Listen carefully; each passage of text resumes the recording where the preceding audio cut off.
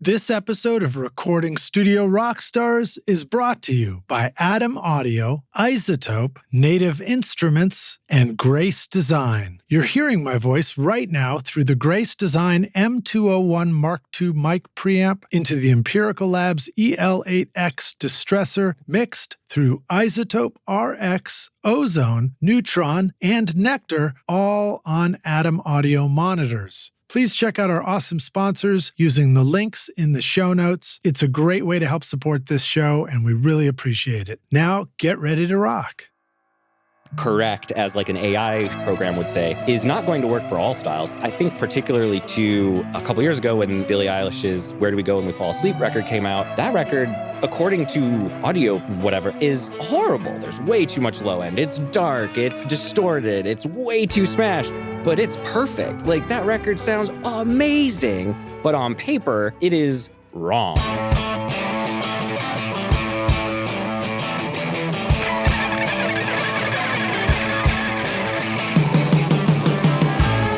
Welcome to Recording Studio Rockstars. I'm Lid Shaw, and this is the podcast created to help you become a rock star of the recording studio.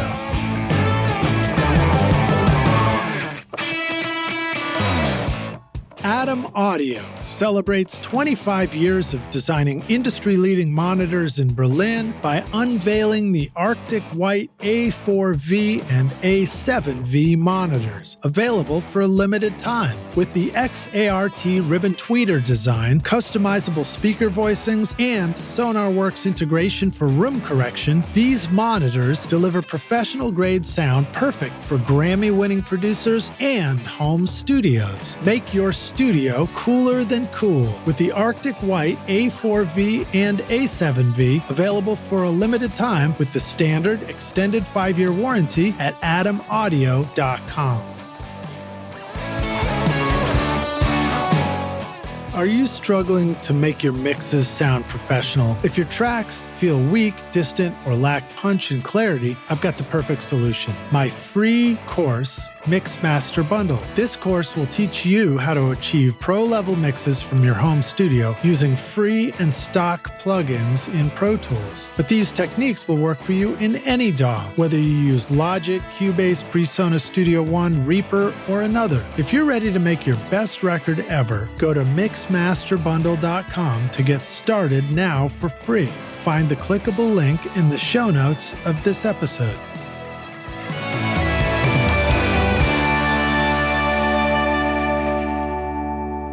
Howdy, Rockstars. It's your host, Lid Shaw, and welcome back to Recording Studio Rockstars, bringing you into the studio to learn from recording professionals so that you can make your best record ever and be a rock star of the studio yourself. My guest today is Daniel Bacigalupi. Oh, I didn't forget. I never said it out loud. It's true. We didn't review it. Right? Exactly. That's what I thought, man. That's what I thought. Yep. But then I looked at it and it was like such a powerful word. It's a lot of letters that come at you real fast. Daniel is a Minnesota native who has been mastering music in Nashville for 15 years. He began his career at Ithaca College in New York, where he earned a BM, Bachelor's of Music and Sound Recording Technology, under the direction of Alex Perialas, if I said that right. Correct. Upon graduation, he moved to Nashville and began a 6-year career at Georgetown Masters with renowned mastering engineer Andrew Mendelson. We were just talking to Bobby Heel, who was talking about being there as well. Dear friend of mine. Love Bobby. She's That's great. Awesome. Daniel opened DB Masters in Green Hills in 2014 before teaming up with Grammy Award-winning engineer Pete Lyman at Infrasonic Mastering. He now works out of Infrasonic Nashville and continues to work on projects across a variety of genres. Daniel has mastered for a range of artists, including Gabby Barrett, Darius Rucker, Parker Millsap, Parma Lee, Kane Brown, Levi Human or Hummin. Is that how I said it? Hummin, I believe. Hummin? Is how Okay, said cool. Ross Copperman, Republican Hair, Ginny Owens, Hey Romeo, Here Come the Mummies. That's just a great band too. Phoebe Hunt, and many, many more. Thank you to Raylan Janicki, Efried Shippen, and Pete Lyman for making our introduction. Make sure we got connected and got Daniel over here for an interview. Please welcome Daniel Bacigalupi to Recording Studio Rockstars. Daniel, are you ready to rock, dude? I am. Thank you so much for having me. Glad to have you here, man. I guess we have, crossed paths when I've been over at Infrasonic before. Many times, walking many down a the party. hallways, many a party. Yep. And I've seen you at NAMM and stuff like that too. Correct. Back when the big parties were happening. I know. I don't know if you heard about what happened this last year. There was some confiscation. There was, the popo came and shut us down, Man, it's just like being back in like high school or something. It really was. It was pretty great though. It was almost more fun that way. Good story to tell. Yeah, it's a good party when the authorities come and tell you you're having too much fun. Exactly. I think, and I think they confiscated your alcohol or something. They did, unfortunately. Yeah, our theory was that they were back on the loading dock. Oh, I'm sure. Getting I'm loaded, literally. Almost certainly, but we were able to still find some booze and sneak them in, so we were all good. That was in anybody listening. We're talking about 2003 NAMM officials. In case you're listening in right now, yeah, not recently. No, just kidding. Oh, I see what you're saying. Yeah, I was not. I was like, I'm pretty sure it was 2024. No, never mind. What did I say? Sorry, just kidding. Cut that. All right, cool, man. So, give us a little bit of background on you, man. So, I don't know a whole lot about you except that you have a really cool last name. Sure. I grew up in rural Minnesota, about 70 miles north of the Twin Cities, in the middle of nowhere, in a town of about 3,000 people called Pine City. Place with more pines than people, for sure. And had a kind of a unique situation growing up. My dad was the band director at the high school and the elementary school. And he also did like pep band and then gave piano lessons. He was an instrument repair person and a piano tuner. So I was surrounded by that kind of environment from a really young age.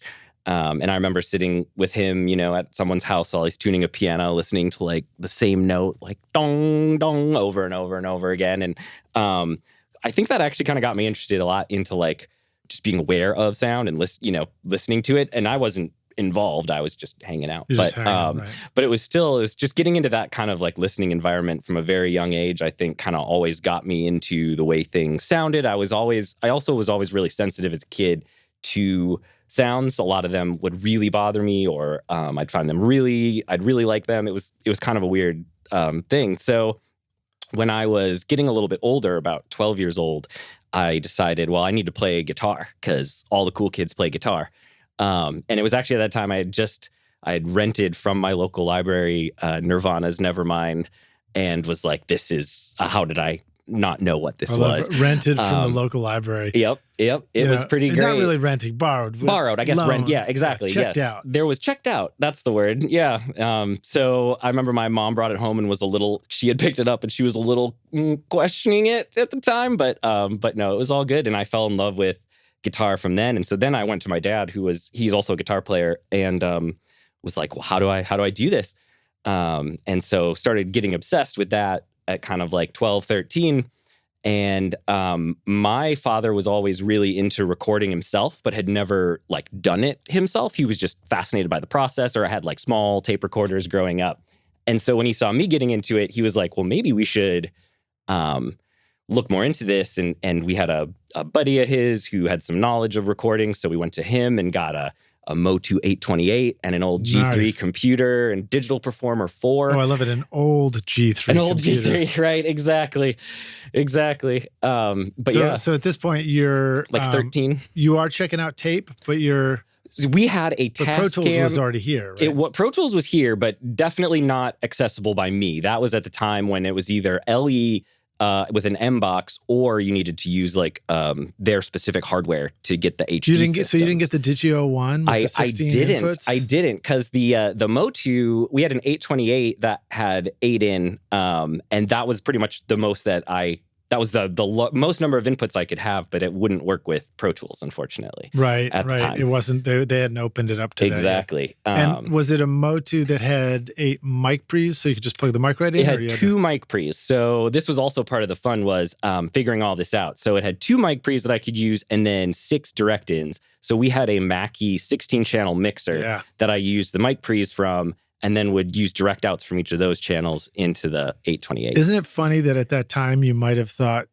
that the Mackie line-ins was maybe a compromise, but like now in hindsight, you might think 100%. that was totally where the sound was. Oh yeah, 100%. And especially now listening back to, we still have that converter, and it sounds so bad. Like, I mean, I don't mean, sorry, Motu, but the leap that converters have gone through in the last 20 years is just absolutely astounding. I know. It's so funny though, because digital technology has so vastly improved, and it's like a high-res digital photo of sounds now. Yes. Whereas it used to be like a crappy disposable camera or something. 100%. And then we get all this high-res stuff, and then the first thing we want plugins that make it sound like an old crappy camera again. Yep. Right? And upstairs, when I was showing you the studio, I was like, this is sort of like the space where I'm trying to set it up for writing. Well, I took the same thing. I took an old Mackie console, and I've just got all the mics that I might want to use up there running to the console. It's perfect. And then my next thinking is like, okay, well, I'll just take the output of this console and plug it into, that'll be the input to whatever I'm going to record on. And I just, mute or unmute, and there's the sound. And it's such a great way to work. And it is a good way to work. Like this, and you end up with this cool quality to the tones that you don't have when you just go sort of the pure way in. 100%.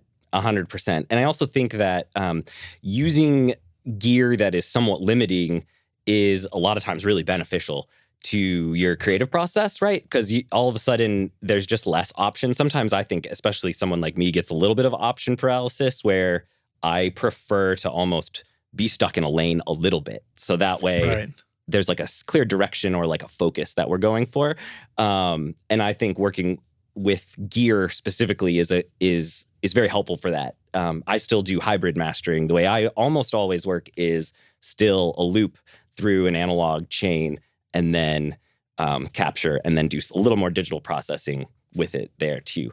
Okay. But I love the gear, the aesthetic feeling of turning a knob, feeling, hearing relays click in and out. It doesn't do anything, I don't think necessarily that's essential for the sound, but for me, it really helps with my workflow and making it happen. Right. Yeah, no, I agree. I mean, I like having digital controllers just so that I can have the feel of turning knobs when I'm EQing something, making different, I feel like you make physical choices instead of mental choices. Yeah, I totally know what that means. Yeah, 100%. So let's stay at the fun part at the beginning too. So you're playing guitar and you're like setting up your studio, and you said you were dabbling in some taped stuff too, or no? So before we got Digital Performer and the Motu, my dad did have a 4-track Tascam. It was like the small cassette tape. It wasn't like a real tape machine, but it was those little 4-track, I don't even know what they were called, but these little Tascam cassettes. And that was what I had started on, and had kind of learned a little bit, kind of Beatlesing it myself, where I'd like record one track onto this one and of a guitar, and then transfer that over here, because the way it worked, I had to like it was really ridiculous. But yeah, so I would have to essentially like record one track, bounce that one off to another track, maybe record stereo, and then bounce that one down to mono. The ultimate form of commitment. Exactly. And actually a great way to get cool sounds. I mean, it was. Like, it'd be hard to mimic the murkiness of 4 bounces, 5 bounces now. 100%. With plugins or something. Yep. But that really was the sound of song demos, at that point. I mean, why even call them demos, of the recordings we would make, is like, there's this sort of ghostly version of something that started early in the recording. 100%. 100%. And it also gets this kind of nice, the way I always thought of it was like, lo-fi recordings to me are like Polaroids. They're like, they have that warm kind of, they get the feeling of the moment really well without giving you the tiny little details of the moment, if that makes sense. But that's kind of how I've always viewed that kind of analog process, especially with sort of, I wouldn't say inferior, but you know what I mean, gear, having to use that gear in ways that make it really creative and sound really cool, that you might not be able to do as easily with something like a super great converter in Pro Tools. Right. Well, so one of the things that I remember digging about my 4-track was just the fact that it distorted. Yeah. Like the inputs just crunched out in all a the cool time. way that made you go like, that's a cool sound. Yep. And it doesn't have that. You didn't go like if you sound. see a red thing, a red over in the digital world, you kind of get worried. in 4-track cassette world, you're just like, that sounds cool. Exactly. Sounds loud and hot on there. It, like drums would sound crunchy and distorted. Yeah, it just that sort of natural limiting of just gain with not a ton of headroom, gear, with not a ton of headroom, is something kind of magical, honestly. Yeah, and then having the EQ there, you can kind of sculpt a little bit lows and highs. I think I just had like low, mid, high, but I don't think I had any like selecting anything. That's 3 good ones right there. Yep, exactly. So the thing I didn't like about my 4-track was I couldn't figure out how to punch in. I never did that either. But then I was also like, how would I even do it if I'm playing an instrument? How am I going to punch in while I'm doing it? That's a good point. Yeah, I guess I had never really done any sort of punching. For me, it was always like use one track and then try to get it over to another one. Sometimes I think some of the multi-track cassette recorders and for like Pro Tools and stuff like that, Digio 1 would have a foot switch input, so you could use a foot switch for punching in and out. Oh, that's clever. Which is really clever, and I haven't seen that again. I've never heard of that. Seems to never have come back. But it seems really obvious. Like, yeah, that's funny. Yeah, in fact, God, that would be such a time saver probably to be able to do that when you're recording your own vocals or guitar in the studio. It might be a little weird to have to, foot stomp in the middle of a vocal. But if we might be onto something here, though. We should market this later. We'll make a little box. Who's sponsoring the episode that could make a little MIDI box? I like punch it. In. That'd be great. The punching bag or something like that. That'd be really fun. That's interesting, huh? So I'll pivot a little bit when I'm writing and I want to just be in a state of flow and not have to think about the engineering part. Probably not supposed to talk about this so much because it's a discontinued thing, but Isotope made a cool little battery-powered box called the Spire. Oh yeah, I remember this. And you can integrate it with your phone and stuff. But what was so great about it to me that I'd love to see, be studied by any DAW or this feature is you'd go up to the point at which you messed up your vocals, and then you just hit stop.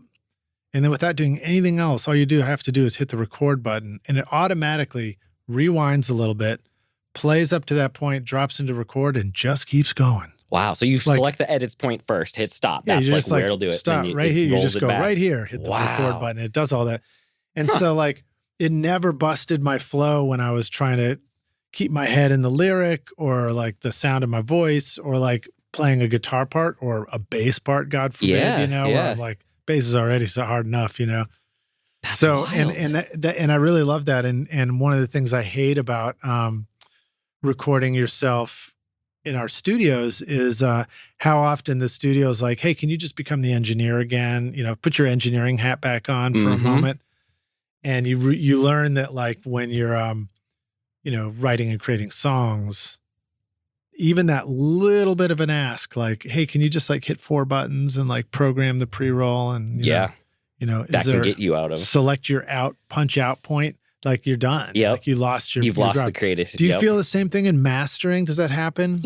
That's an interesting question. Because I haven't really made much music in a very long time. Definitely have some residual trauma from exactly the kinds of things you're talking about. But in the mastering world, I think I've been able to now get my sort of my flow and setup in a way where I've worked really hard to get a lot of those kinds of kinks out of the system. And one of the big ways is by a lot of prep in setting up a session. So when I first get started on a session, I don't just throw in a WAV file and start going on it. I, especially if it's a record, I will lay out the whole record first, get all the mixes, generally topped and tailed, clean up the beginnings and the ends. So they have clean starts and stops, space the whole thing. And I've kind of got the shell of the album already completely set up when I start actually EQing the songs. And so I essentially take all that technical stuff and all that kind of what I would say less fun part of audio, and I get that out of the way first. Right. Then go through a creative step of mastering the songs sonically and getting them all back into my DAW, and then lining them up with the originals. And then it goes back to a technical again at the end to get rid of any pops, clicks, export all the specific file types. If we need to get down to 16-bit or different sample rate, all that stuff. So I kind of do a technical brain, artistic brain, technical brain, and try to keep them separate as much as possible. Dig it. That makes sense. Yeah. So you're arranging all the songs in the right order. You're making sure maybe that they have generally the matched volume level. Correct. I don't even really do that too much at the very beginning, but yes, that would be, if there was, especially if one song is like very quiet compared to another or very loud, I will give them a quick leveling too, because sometimes when you're making those choices of, like, for example, how much space to put between tracks, the volume's going to affect how that sounds to you. Or a fade out might sound like it fades out early before the song is mastered. Right, but once you turn it up louder, 10 dB now, then you're like, oh, that fade is still happening. So there is a little bit, I have a few tricks to try to prevent things like that from happening, because that does happen. But always at the end too, the way I work is I don't bake any of my like fades or tops and tails into the files I print. So I set up the record, and then generally what I do is actually when I record a song through my chain, I undo the fade, record it through, and then redo the fade on my printed version. That way, if the artist is ever like, can we have the fade a little longer? I haven't lost that information. That's smart, right? Yeah, save enough so I don't have to run content so that you can adjust the fade later. Exactly. But then also, I don't know whether this is relevant or not, but the noise that comes in analog world, if that's even a thing, gets faded out when you're refading it too. Correct. That is pushing definitely it down a into thing. the noise floor. I've worked really hard to have a very clean chain, so there's not a ton of noise just in the actual loop. But yes, it is definitely important. I get this all the time from mix engineers who have clearly done a fade on the audio but left their console on, and there's just like, shh happening, and there's no way to fade that out naturally without it feeling like you heard a bunch of console noise.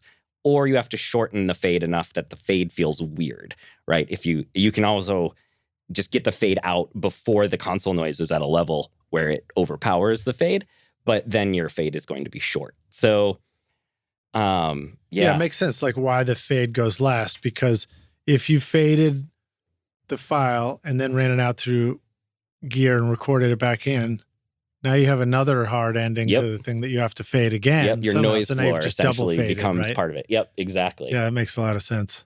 Okay, cool. Why you need to fade once? Yeah, exactly. Fade well. Exactly. And at the end. Don't be Darth Vader. Yeah. Is there a Darth Vader in your studio? Have you ever seen a Darth Vader? So we used to have a computer at Georgetown that was called Darth Vader because it was all black. Like the case was all black. Darth Vader or Darth Vader? Oh, Darth Vader. I misheard you. That's all right. Well, we did have a Darth Vader. I've never seen a Darth Vader. I have a Darth Vader coffee cup in the studio. And because he's a bad guy, we'd always make it the cup that the espresso machine sort of, when you start it up, it sort of pees a little bit. It does its first thing, Yeah, it's his first thing. So that's what Darth's job Darth was. Vader. That's funny. That's funny. I've never heard Darth Vader. That's really funny. Hey, rock stars. Yeah, you. I've got a secret to tell you. Want to know how I get a consistent sound mixing over 1,000 hours of recording studio rock stars? My secret is using Isotope, RX, Ozone, Neutron, Voice Enhancement Assistant, and Nectar to make sure every episode of this podcast sounds great. Right now, you are hearing RX Breath Control, D-Click, D-Clip, DS, Deplosive, Voice Denoise, Ozone Multiband Compression, Neutron EQ, VEA, and Limiting, all from Isotope. Use the secret code ROCK10 to get 10% off or pick up the new Trash Light along with many of the other free cool plugins over at isotope.com. All right, cool. So tell us more about your studio. You started out doing the music thing. You ended up going through mastering. Actually, maybe before you tell us about your studio, do you want to talk about some of your experiences early on in mastering studios like Georgetown, for example? Well, yeah. So where it all actually got started for me was in college. I was at Ithaca College in upstate New York, and as part of the degree, where Cornell is too, right? Yes, exactly. It's in the same city. They actually are both up on these two hills that overlook the town and this lake. It's absolutely gorgeous. If you ever end up in upstate New York, it's worth it to go to Ithaca just to see waterfalls and hang out. But I was up there, and there was the program there was like definitely not mastering. There was not really a mastering component to the audio program. It was still, this is 2008. So it's still kind of a dark art, if you will, in that a lot of the secrets weren't out there. There wasn't really like the internet presence that there is now with this kind of information. And a lot of it was like software and gear that a lot of people didn't have. You still had to use specific DAWs for mastering that a lot of people weren't aware of. So it was definitely this hidden kind of dark area of the music industry. But my professor at the time, Alex Perialas, he's an awesome engineer. He's a really cool guy and has helped me. I owe him a lot, almost everything for this career. But he was really good friends with Tom Coyne at Sterling Sound. And they were had been friends for years. And Alex kind of hooked me up with Sterling my junior year. So this has been like 2007. And I went for a summer and got to hang out with Tom Coyne at Sterling. And that was New York Sterling? It was New York Sterling, correct. That was the only one at that time. Right, and that was the one where you guys had a whole floor on the west side, yes, right? It was up in the Chelsea market in Chelsea, and it was the coolest studio. It really was. I got to do one record there, and it was a cool space. Like you come in, and it's like all the studios sort of have windows to look out. The glass doors and walls, yeah. Yeah, but then the center was like a big lounge area, and correct. You guys had awesome bagels. It was, every day they would have food would come in, the fridge would get stocked. It was amazing. And there was all these great restaurants underneath it too. Like it was unbelievable. And Ted Jensen's room looked over the Statue of Liberty. That was wild. So yeah, it was a really neat place, but that was my first experience into the real world of what mastering was. And it was also like a real shock of how little I knew. Because on my first or second week there was actually this story. Tom was out of the studio and I was there. I was the only person from his part of the studio there. And a call came in and someone rushed into the room and said, okay, I need you to talk to this person. They're an A&R at a label. And I need you to find out what they need. And I need you to not tell them you're an intern. And I was like, okay. So I talked on the phone to this label person and she said, I need an exabyte of something. And I just wrote it down. I'm sorry, is that a skin exactly. issue problem or something? I was like, is this music? What are we doing? So I just wrote down exabyte and went out into the studio and asked someone and they laughed at me like I'm such an idiot for not knowing. But we got to figure it out, right? An exabyte is this type of digital tape that we used to store DDPs on, or that's essentially the file that becomes a CD eventually. And that was how masters were actually physically stored on these digital, they look like little DAT tapes, but they were data, not audio. And that was my introduction to that. And now from there, I started researching that. And then I realized, I don't know what a 1630 is. I don't know what, there's all these things about the mastering world that I didn't even know existed. Didn't know what a DDP was. I think that one still, a lot of people don't know. I'm still trying to figure that one out. And I'm not even sure if it matters anymore. Well, the only reason it matters is if you're making CDs, but you're right. If you're not, it is definitely not essential. Well, playing back a DDP through a DDP player means you're going to hear the exact intended spacing between songs. That is correct. Right? Yes, you get and levels. Yep, you get the spacing, the levels, and the downsides though are it's only 44/116. That's the only thing that they can be.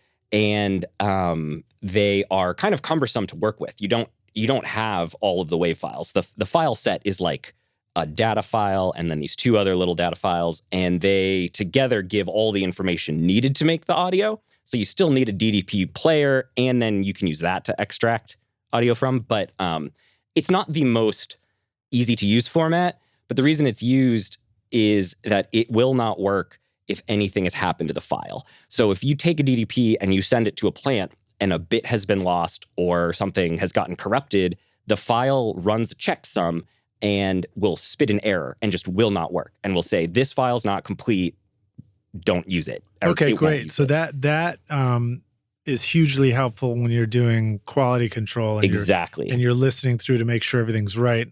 And I think I was asking Bobby about that, which was sometimes you wonder, every time, if I take one more breath in the studio, do I need to recheck the thing again? It's yes. This question of when can you be done? Exactly. And really the true answer to that is everything should be quality checked so often.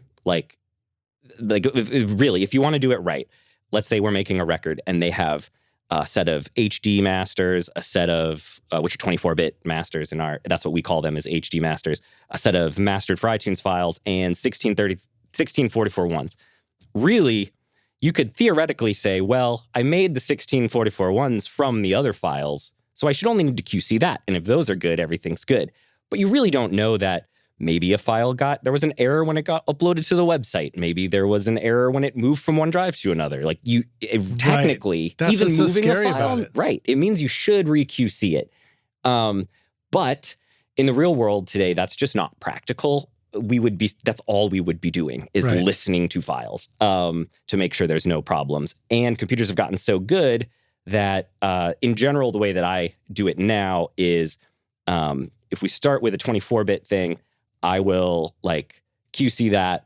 If there's other 24-bit things after that, I will do null tests of those to the original, and make sure that there's no problem. Yeah, let's explain a null test for the rock stars who maybe have heard that, but they're not sure how you do it. So basically, if you take an audio file and you duplicate it, and then you flip the polarity of one of them. In other words, another word would be phase, people use. But essentially, every time a waveform was moving up, it's now moving down. You're just completely inverting what the electrical signal was originally given to the converter. And what that means is when you play two audio files together, they just sum. The way it works is that those signals get added together. And so if we have something that's at like +1 and -1, and we add those together, we now get 0. So theoretically, if you have one audio file and another audio file completely out of polarity or phase with each other, and you play them, you should get no sound at all. And that works. That is how it happens in your DAW. So what I do is I take the first bit of the record that I've already listened down to and put that in there. Then I take the second file, maybe it's specific for something else, but the second file you put in under it, flip the polarity, and then I bounce the whole thing. And I should end up with a blank wave file.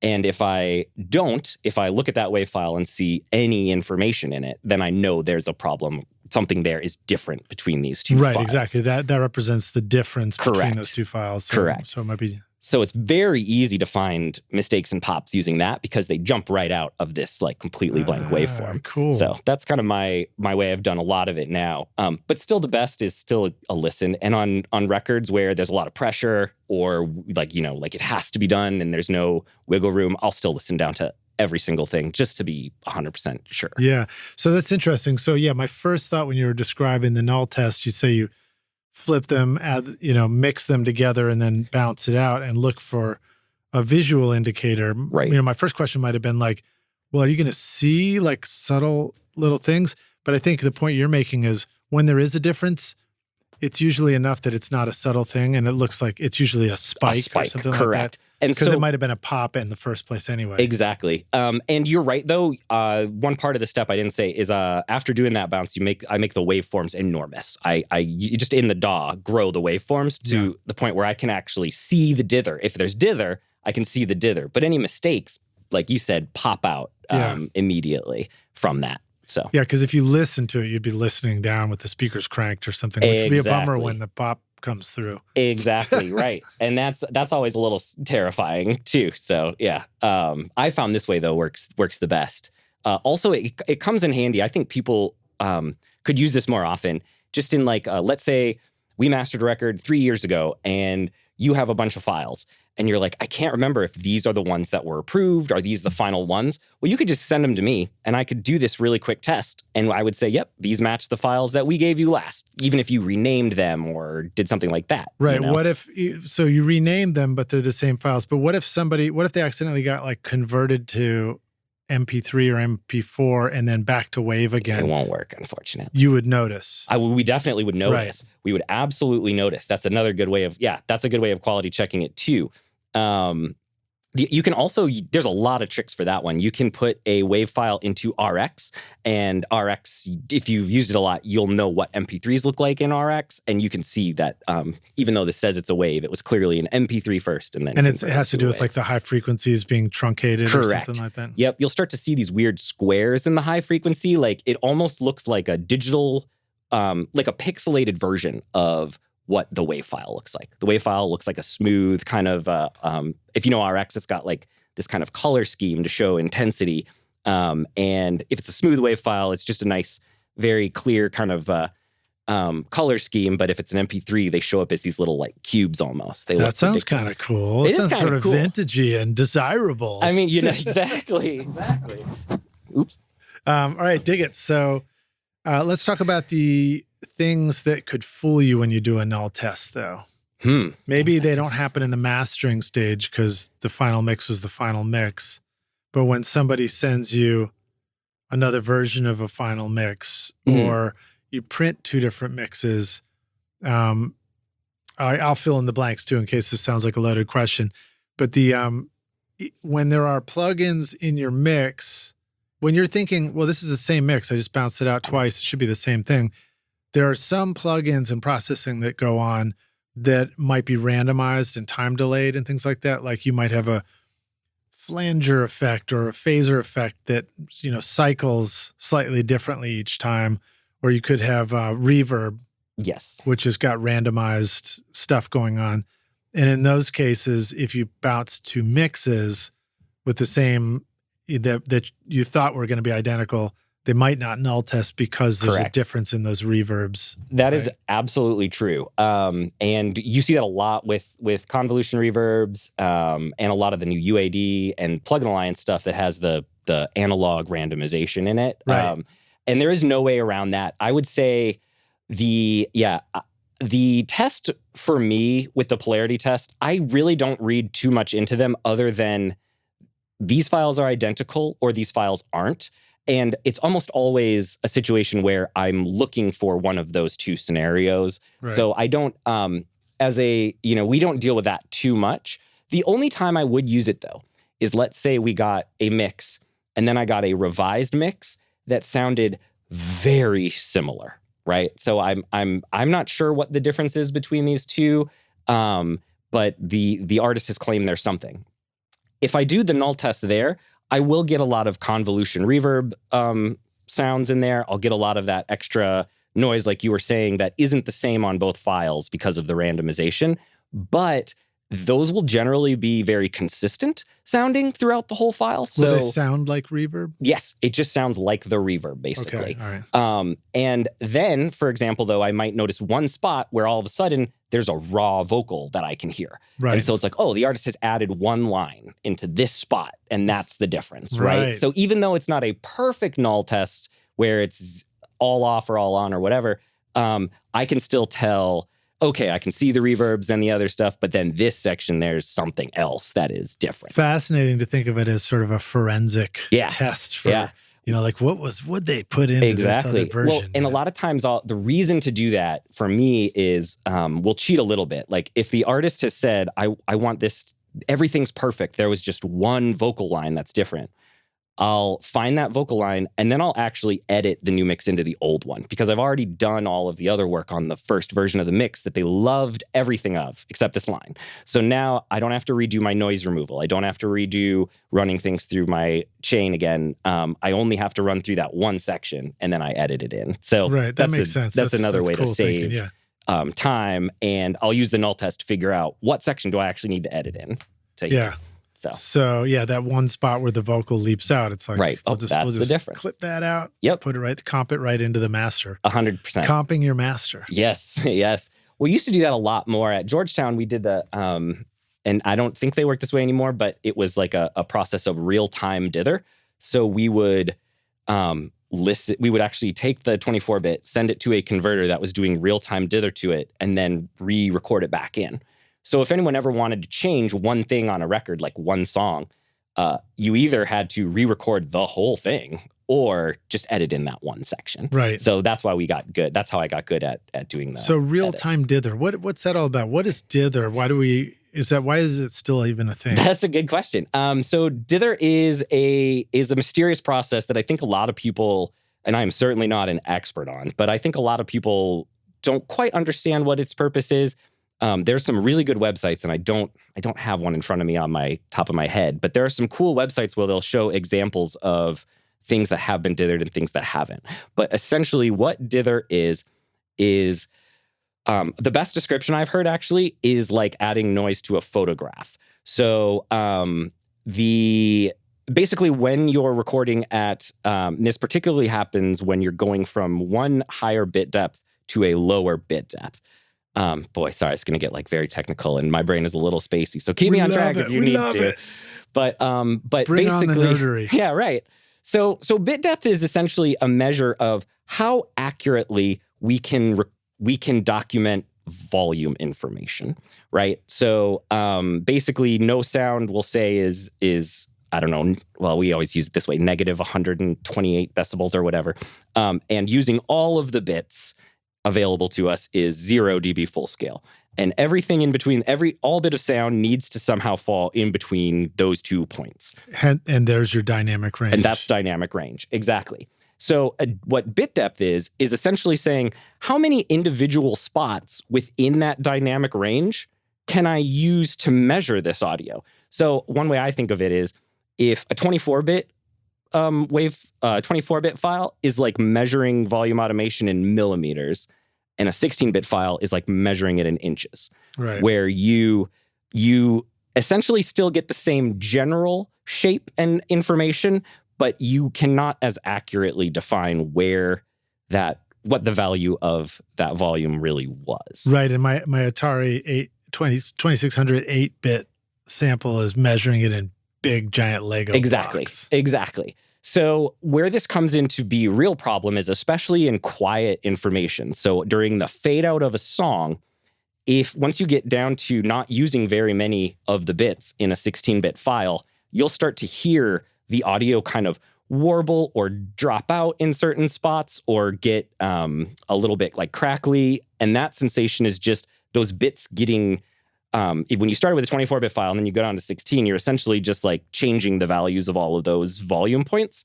And that information is not as accurate in the 16-bit file. So you get these little jumps and these little imperfections in the sound. And what dither does is it essentially applies a very low-level amount of noise, just a staticky sound to the file, which just gives some information to fill those gaps and makes the file feel much smoother when it's at 16-bit during those quiet fade-outs. And it's really hard to describe, but like you should definitely look online for this if you're curious, because you can definitely hear in the undithered files where it almost sounds like a digital error as it fades out. And then with the dithered ones, it feels smooth and sounds totally right. So it's so fascinating. It's a fascinating thing. Along comes digital, which is, quote, noise-free. And then the first thing you need to do to make it work is add some noise, yep, right? Exactly. Make some noise, rock stars. And,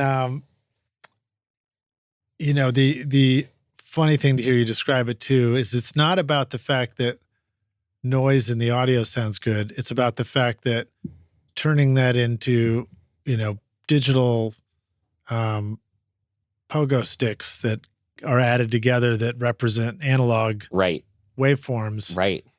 It's like a better version of these pogo sticks dancing up and down. Totally. Yep. to make what comes out of the speaker sound good. Yep. I love it. What did I just say about don't I just lost it. I was going to write down a quote about the dither. Okay, cool. Well, so let's stay at Georgetown mastering for a minute. So sure. What about some stuff you remember learning at Georgetown, some of your experiences there? Such a cool experience, such a cool team. So when I started there... Also, did you ever screw up? Oh, yeah, all the time. It was so that was a really big learning curve for me. So I started at Georgetown right out of college. I luckily, again, through Alex Perialas, God bless him, he knew Andrew Mendelson. Andrew had also gone to Ithaca College. He was not in the same degree program as me because it didn't exist at the time. And Andrew was kind of responsible for sort of starting it, to be honest. He would like steal gear from the communication school and bring it over to the music school. And they kind of set up like a recording thing. And that got it all started, which is kind of neat. So we already had the Ithaca connection. Alex was like, hey, you should go intern at Georgetown Masters in Nashville.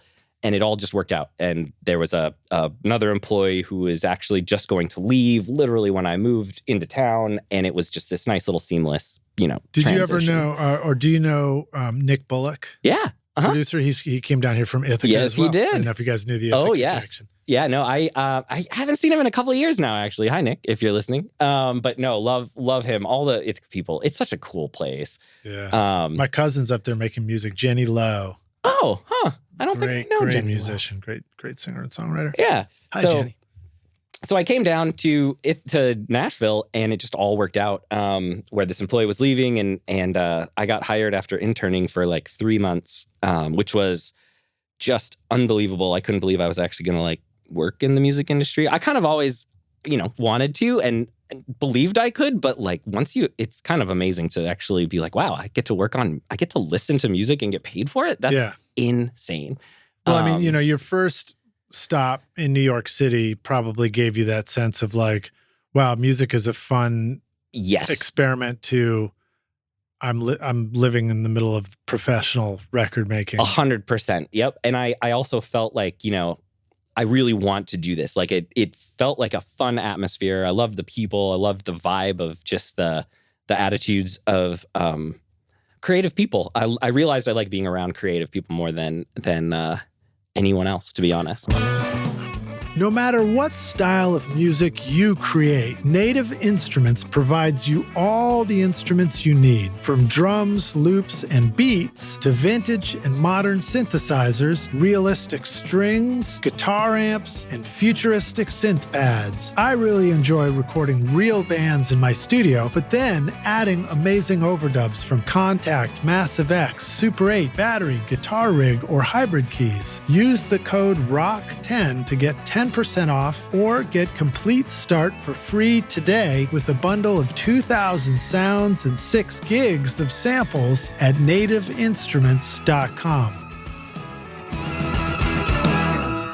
So talk about the transition from being a Yankee to coming down to Nashville, because I did that too. I came down from Boston, but I'd love to hear your version of that. It's funny because it wasn't so different for me because I grew up in such a rural place in Minnesota that it felt very Southern. I mean, there was like, Confederate flags on people's like cars and things. Up in Minnesota? Yep. Yeah. And it was very much like I grew up on a lake, and so it was like ice fishing and hunting and whatnot were like the things that people did, which I didn't really fit in with that crowd much, but would like, go along for that was the only game in town. So coming down here, actually, New York felt very urban in a way that, is New York. Yeah. But coming down here, this actually felt more like a city to me than what I had been living in and growing up in. So the transition was actually quite easy in that regard. And also just loved Nashville. It was like this, because I moved in 2008, so it was before the giant boom, or it was right at the beginning of the boom. Right. So I got to experience the Nashville where it was 10 minutes to anywhere in town, and there was a cool show everywhere with like cool people all the time in these small bars and whatnot. And downtown tourism was still just a suggestion. Exactly. It was mostly Vandy kids, I feel like. It was like on the weekends, it was all Vanderbilt students downtown. And now it's just not like that at all. So that transition was actually really pretty easy. And I have really loved Nashville. Now I'm pretty ingrained.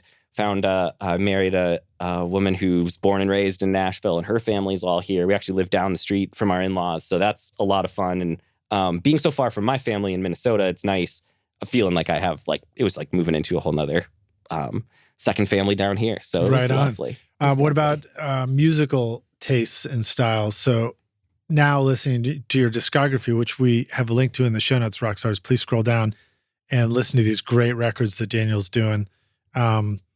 There's a lot of country music.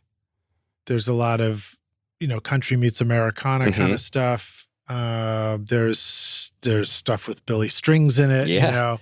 There's rock bands too. Did you start out? Do you feel like your musical taste has traveled with you to New York and to Nashville, or do you 100%. feel like your musical taste has changed and evolved through the work that you've done too? I think both, but certainly from the moving around most. So when I grew up, I fell in love with hard rock music. That was what, ignited this whole passion in me, was basically wanting my records to sound like Metallica and trying to figure out why I couldn't do that. And that struggle is what made me, kept me up. I think for all of us, same thing, up all night, every night, do a mix, bounce the mix, go to the speaker, in your house or car, listen to it, be like, it still doesn't sound right, and then go back and do it again, right? So that was the passion at first, was that. But then when I went to Ithaca, that was part of the music school. So I have a bachelor's of music degree in trombone. So I also had to now learn, and that's all classical music. So learn all of the normal, regimen of music theory and sight singing and performance that all music conservatory kids would have to go through. And so that made me start loving that music. Right, but when you're trying to make the Metallica, your attitude was nothing else matters. Nothing else matters, 100%. And then I was like, oh, actually, Gustav Mahler's kind of cool. So then I started, really liking classical music and immersing myself in that. And there was a lot of recording opportunities at Ithaca, tons of ensembles. I think the one cool thing about that program was they recorded every single thing that was ever performed on campus, which was, I think, over 400 events a year. So I was in charge, my junior year, I was in charge of the recording program. So me and a team of 25 people would record literally everything. Yeah. And that gets you also just a lot of them were you have to go set up the microphones and everything right beforehand. And so it was a ton of experience of getting good mic sounds, learning stereo mic placements, capturing room instead of just close miking instruments, and that kind of, that taught me a lot about a lot of very practical recording basics that I think a lot of kids, especially if you do it on your own, you don't know. But I still remember the difference between an NOS and an ORTF and a Bloomline stereo placement. What's an NOS? Well, so the NOS is a 90 degree, so like an ORTF. It's like an ORTF, but it's a narrower degrry. I think ORTF is 110. Yeah, 110 or something like that. And I think NOS, if I remember right, is 90. Now, of course, it's been 20 years, so right. Don't quote me on that. Right, but what's interesting about doing those kinds of recordings is they're less about multi-track mixing techniques, 100%. like a multi-tracked album is, and you're trying to construct a Frankenstein that never existed before. Exactly. And more about a capture of something that happens. So in a way, I feel like there's more opportunity to learn the mastering side of the equation when you're doing those kind of recordings, because interesting. It's you get the balance, and then at the 2 mix is where you're doing all the magic. That's true, actually. That's a really good point. I had not thought of that, but that is a very good point. It is much more like mastering, working in that classical world, because you're more dealing with the sum of the whole instead of the individual parts. That's really fascinating. I'd never thought of it, but I think you're right. So it's probably great that you had that experience and had all those different recordings so you could really experience it. Definitely. I remember, I did a lot of live to DAT recordings because my first tape machine was a DAT machine. So whatever we were recording, I went down to 2-track, and then I'm like, okay, what can I do to enhance this sound? It was a lot of fun to, run it back through some Neve EQs and some more, the combinator, the Behringer combinator. The Behringer combinator. We had one at school. That's the best Behringer box that's ever been built. Secret weapon. Was it the first? Or I don't know. I have no idea. But it was that cool multi-band compressor. It was really neat. It's funny that, this is sort of a jab, but it's funny that nobody's come along and ripped off the Behringer combinator from Behringer. I'm kind of surprised myself. It's a great box. And where's the plug-in? Right. Agreed. It just made all the mixes sound so good back then. It did. It flattened. It was like a multi-band limiter almost. It was really cool. Yeah, it was like compression and limiting. Yeah. Brad Jones had one at Alex the Great, and he taught me that the cool thing about it is you could work on your mix, but you could glance over at the meters, and if you saw any frequency working hard, you'd know that could be an indicator that that's the one you need to chill out on or something, like, That's especially really bass and low end. That's funny. Funny. I hadn't thought about that. That and the finalizer, that was another big one. The TC Electronics finalizer. Which came a little later. A little later. But we did have one of those too. And that was digital. Fun. Yep. The combinator was an analog box. Piece. Yep. That's funny. Very cool. Okay, cool. So let's jump forward and talk a little bit about your studio now. So tell us about your space at Infrasonic. Sure. So I'm working at Infrasonic. I have been here now for, oh boy, I don't even know, 5 years. Wow, time flies. Although we are joining you from Pod Dammit Studios today, Rockstars. That's funny. The studio that I'm in is right now. I'm in a stereo room myself. I also do work in Atmos now, but we have a separate Atmos room. Does anybody have a mono room? No, I don't think that they do. That'd be really funny. That'd be pretty cool. That would be real. Actually, that'd be kind of a neat niche that maybe need to look into. Bring a mono back. But yeah, so it's a smaller room at Infrasonic Mastering, or Infrasonic, sorry, small room at Infrasonic in Green Hills. I absolutely have loved it. I work in a hybrid setup, so I have basically my process is, computer runs DAW, which goes to a converter and then goes through my analog chain, come back to a converter, and then back into the DAW. And have been doing that pretty much my whole career. That's how I started doing it in 2008 and have been doing it like that ever since.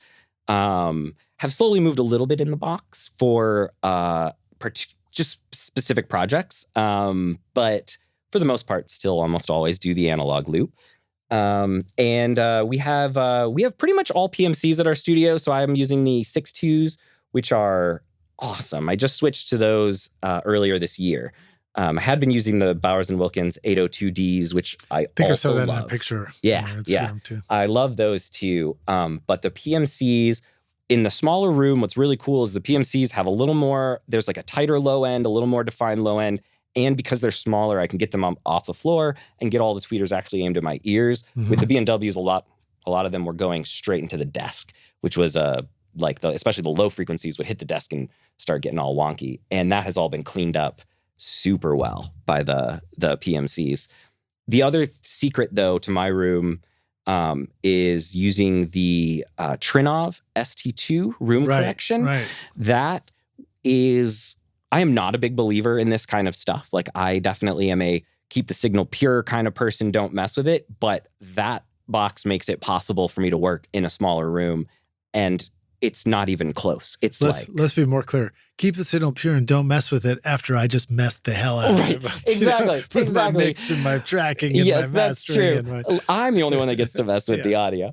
But no, the Trinnov is just a game changer. And if you've never heard one, they are extremely expensive, but they are worth every single penny. The basic, for those who don't know, the way a Trinnov works is it's essentially a full computer that runs in a 2-rack. Well, now there's a 1U1, doesn't matter. But a full computer runs in a piece of rack gear that they also give you a microphone, this cool microphone that has like 4 or 5 capsules in it. And you place the microphone at the listening position. It does a bunch of shooting, kind of like the RU software that I can't remember who makes it now. But anyways, it does a lot of, it shoots a lot of tones around the room, listens to those, and then applies not only EQ to your speaker setup for your room, but it also does a lot of phase relationship things. So it can sense what frequency ranges are coming back, or like, let's say, bouncing off of your desk, and then now hitting the listening position out of polarity with where it should be. And it will actually correct that, which is unbelievable. And it actually does a good job. It's for the first time I've ever experienced a piece of gear where it's a piece of room correction software where you do it and you're immediately like, yeah, that's way better. Holy cow. So just I have no affiliation with them. I bought my unit used, but I love it. Yeah, so much. They've definitely come up on the podcast. I've met those guys. Yeah. I think it was at an AES event, and I heard a demo at Sears Sound, and it was pretty cool. I was just sitting it was an ISO booth, and a couple of speakers were set up, and it was like, here's the speakers, and then just hit a switch. That's awesome. And all of a sudden, where I'm sitting in the back of the ISO room where it was tuned for. It just like everything just came into focus and it was like super focused. Isn't that wild? Really and you can do this. You can set up different listening positions. So I could set up one on my back couch in my room for the producer, whoever listening in the back, which is nuts. Or for yourself. I mean, I like yeah. going to the back couch just to get away from the speakers up front. That's a really smart idea. Yeah. Although I think I like the bass boost. So if it got rid of the bass boost for me, I might be. That's like, a good point. That is kind of the joy of sitting in the corner.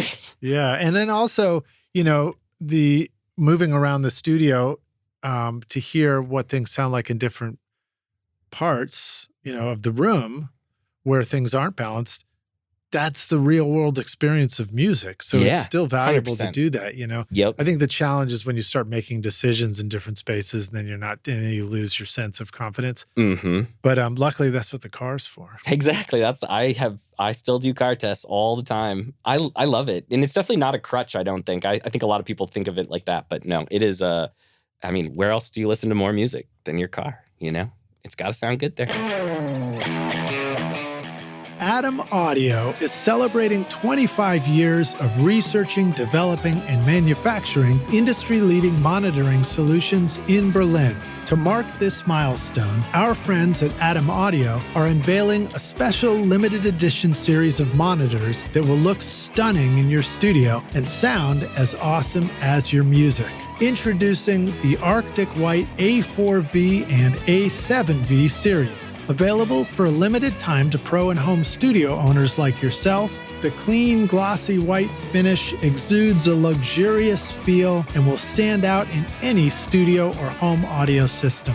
Featuring the XART accelerated ribbon tweeter design and customizable speaker voicings, the Arctic White A4V and A7V retain the full specifications of the original design. Plus, with SonarWorks integration for automated room correction, you can fine-tune your monitors to your control room's acoustics. Atom Audio's commitment to delivering professional-grade, high-fidelity sound to studios worldwide has made these monitors a perfect fit for Grammy-winning producers in both pro and home studios for a quarter of a century. Now you can bring that beautiful high-fidelity sound to your own productions and make your studio look as cool as your music sounds. Don't miss out on the limited edition Arctic White A4V and A7V monitors, available for a short time with the standard extended 5-year warranty at atomaudio.com. I am really impressed with iZotope Ozone. I've been mastering many of my records recently, and Ozone makes it so easy to get a fantastic sound. The built-in mastering assistant helps by analyzing the mix and suggesting all the settings needed for a professionally mastered result based on the genre and EQ curve of your choice. You can even reference a specific song if you want, using simple yet sophisticated modules like clarity, impact, low-end focus, stabilizer, imager, exciter, and spectral shaping, along with powerful dynamic EQ, compression, and limiting. You just adjust the settings to your taste and it sounds incredible. And the magic of master rebalance means you can manipulate the level of the vocal, bass, and drums even at the mastering stage. Amazing. My bandmates are pretty demanding, but now when I send off the masters for approval, they absolutely love the way our records sound thanks to iZotope. Use the code ROCK10 to get 10% off Ozone or other tools like RX and Voice Enhancement Assistant, or grab any of the cool free plugins like the new Trash Lite at iZotope.com. Hey, Rockstars, we're back now for the jam session, aka the second half of the show. My guest today is Daniel Bacigalupi, joining us here at Podzilla Studios at Potty Mouth Productions. Love it. You ready to jam, dude? Let's do it. All right, so tell us more about your studio. So you've got the PMC monitors, you're set up for stereo. Correct. But you guys are an immersive Atmos mixing studio as well. Yes. And you also have people mixing in 360, Sony 360 on the West Coast, I think. That's correct. Yep. So talk a little bit about, what else is in your studio. And if we do need to talk about immersive stuff, let's talk about that too. Okay.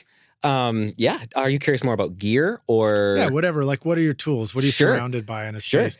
What needs to go into a mastering studio for you to have all your I love it. things? So for me personally, I am definitely not a gear person, which I think is kind of rare for this industry. I like things that I really like, but I am not a go find the new thing kind of person. I like tools that I feel are really versatile, but also do something specific that a lot of masters I find need. So, for example, my chain starts off, I use Wavelab as the DAW, my DAW currently. It's working pretty well. I overall have no real complaints about it. Using a specific mastering DAW is pretty essential, I think, if you want to do mastering as a profession, as your full-time, as even if it's just a hobby, if it's the main way that you're making music is the mastering stage, I would use a mastering specific DAW. There are lots of a cool looking one too. Which one? Wavelab? Yeah, for some reason I picture red, white, and blue. Is it, or is it like sort of used to be that blue, gray? Yeah. So now they've gone to like dark mode. So it is still blue and red are the default colors of the audio. So they do like left is blue and right channel is red on every audio file. But then now they've got in this like nice dark mode. So it does look a little less 4th of July than it used to. But using a mastering specific DAW is, I think there are features and ways that they work that are essential for being a mastering engineer that can create anything that anyone wants. So for example, Wavelab can make a DDP straight from Wavelab.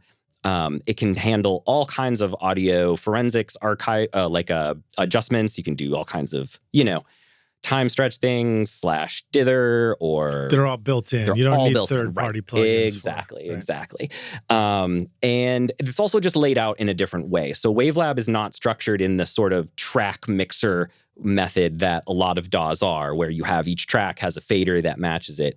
It's more like you have your one stereo track in front of you, and you can add a few more tracks if you want, but it's really designed to have maybe like 3 to 5 tracks max up on the screen at a time. Interesting. So yeah, the 2 lanes of audio would typically be song 1 going into song 2, going into song 3, and they just sort of alternate lanes, right? That's one way to do it. I actually do it all on one. And the way that Wavelab works is the way that it's all marker based, not audio file based. So for example, I essentially think of a record that I'm working on as one canvas of audio that I put markers on where I want things to start and stop.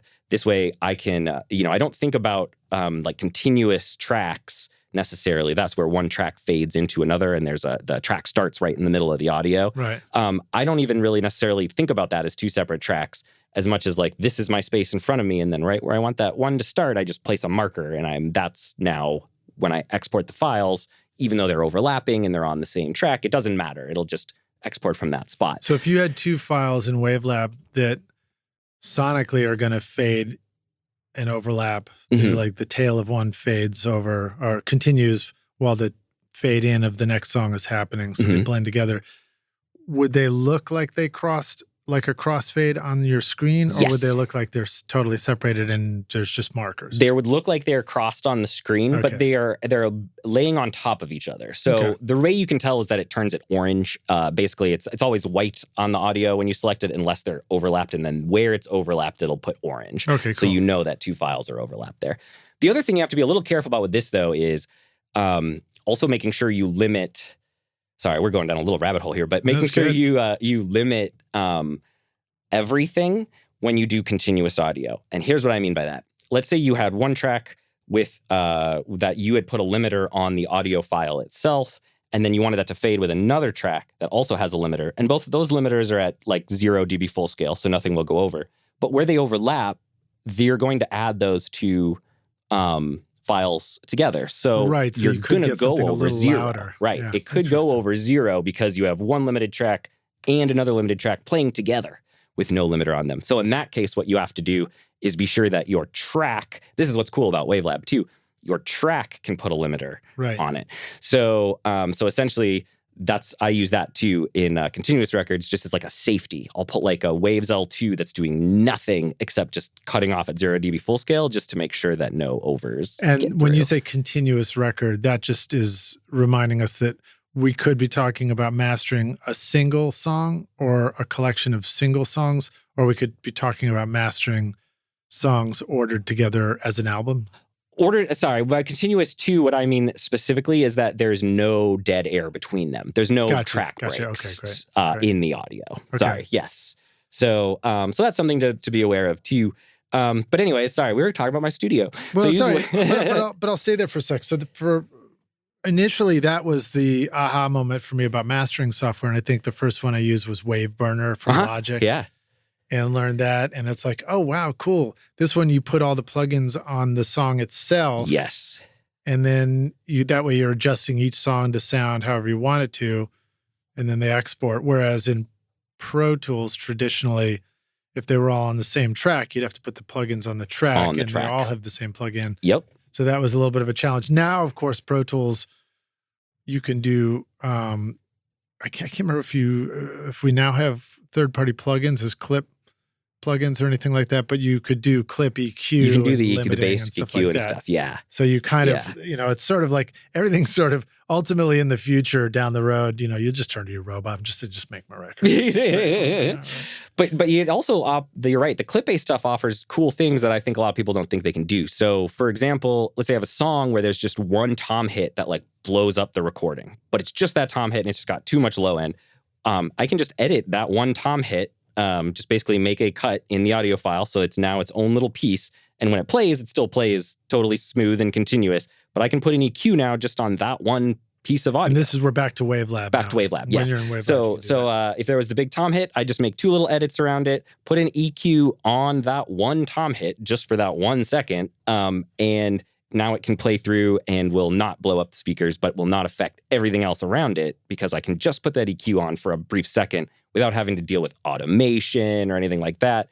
Because that's really annoying to, if someone reorders a record, like changes the sequence of a record, for example, and now this song needs to move to the end. When I move that, you have to make sure all the automation follows and all that stuff if it's in the program like that. But if it's a file with just a plugin on it, as long as I copy and paste and move it, it's all going to stay exactly how it should be. So let me back up and say that back to you. So in a mastering software like Wavelabs, you can have the songs ordered on the screen. Maybe they're on the same track, like you were saying. Mm-hmm. Each song has a collection of plugins that are part of that song file. Yep. But you're saying even within that, you can chop out the tom hit and put an additional plugin or EQ just on that tom hit. Correct. And it would somehow know to do something special to the tom hit, but it would also know that the tom hit's still part of the whole song. Correct. That has the collection of song plugins. Yep, exactly. So what's cool about it is let's say you have a clip in Wavelab that has all the plugins on it, and then I make those two edits where the tom is going to be, it will still copy all the plugins back on to my new clip. So now I can just open up whatever EQ I have. And so it's not like I actually even have to add another EQ. All I need to do is adjust the EQ I do have for this one section of the song. Okay, very cool. All right. And then beyond the plugins that are part of each song, you can have an overall plugin that's part of the track, Correct. Like you were saying. Yep. That way you can have like a limiter that sort of is a last safety, a last catcher's mitt. Exactly. Before the sound leaves is exported. But you can also do other cool things. I use Studio One now a lot in the project view, but I think Wavelab has got versions of this too. You can also have like a master fader. You can have a post fader plugins, and you can have just plugins that are just in the monitor section. Correct. You can do that in Wavelab which don't process the audio at all. They just process what you're hearing. What you're hearing, the speakers. 100%. And a lot of people use room correction stuff there. I know, for example. Right. Yeah, very cool. Yeah, awesome. It does have all those features. It is kind of neat. Once you get your brain sort of out of the Pro Tools way of thinking and the normal DAW structure, you realize how powerful and actually versatile it is. I think it really confuses people when they first use it and they feel like they can't do anything because they're like, I need another track. I need the mixer. I need the faders. And it's like, you really don't, But yeah. Yeah, so if you're using SonarWorks, for example, reference as a plugin, you could put that You can put that on the master monitor section. plugin section. Right. Which I guess you would do in a Pro Tools session, you'd be doing that as a plugin on your master bus, but then you have to remember to turn it off before you print, which is always a bit of a headache. The way I would get around that, I think if I was running a Pro Tools is, as long as I had the delay compensation to handle it, is have one track first that the mix gets printed to, like an aux, and then that feeds the one with the monitoring, and then you always bounce from the one without the monitoring on it. So that would be like a way to work around it. But of course, the challenge with that always was you're doing this compensation stuff within the converters, and the converters are also spitting out your final master of the song. True.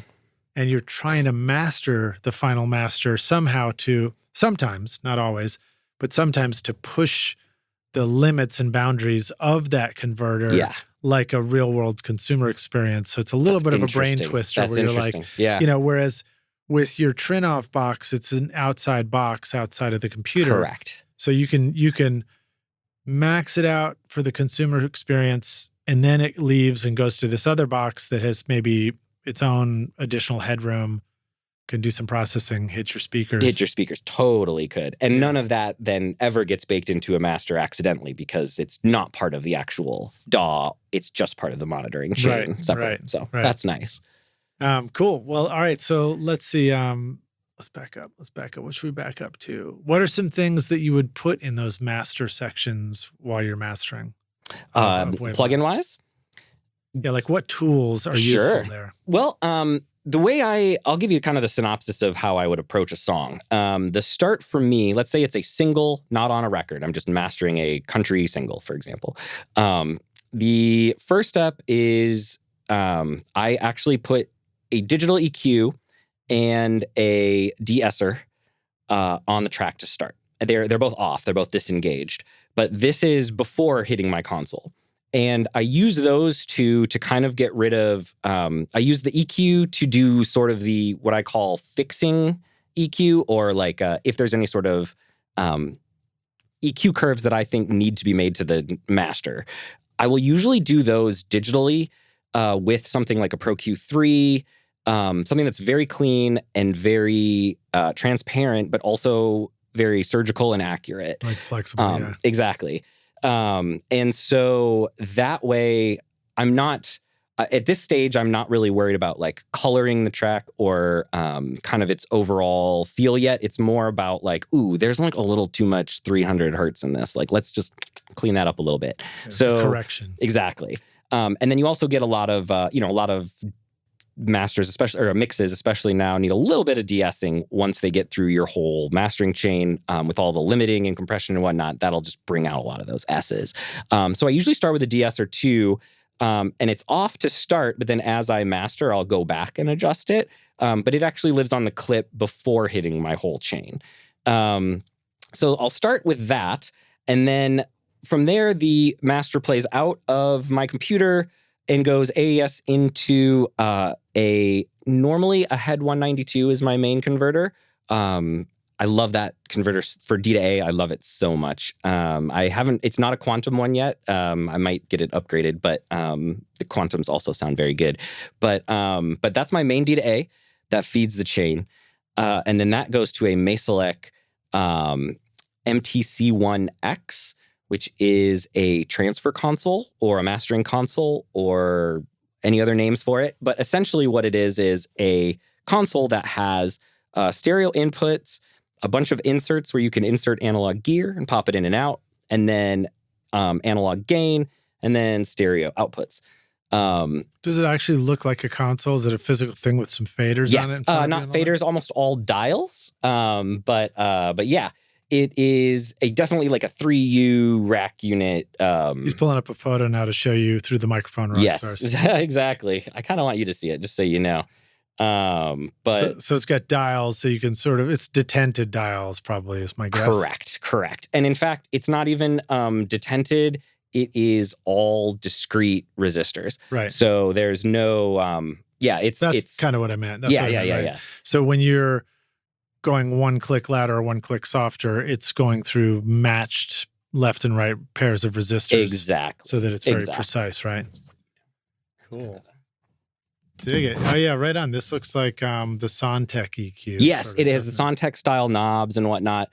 But what's cool about a mastering console, or people call them transfer consoles, is you can easily pop gear in and out using this insert section. So I can pop an EQ in, pop it out, see what I like. I can reorder the gear if I want to using that, which is a lot of fun. It has a knob on it called elliptical filter. I want an elliptical filter. I've never had an elliptical filter. It's a lot of fun. So the console's really made for cutting vinyl, and that is, the elliptical filter is there for that. Okay. I rarely actually use it on the console. It has a button called power. I have one of those. Yep, it's very good at that.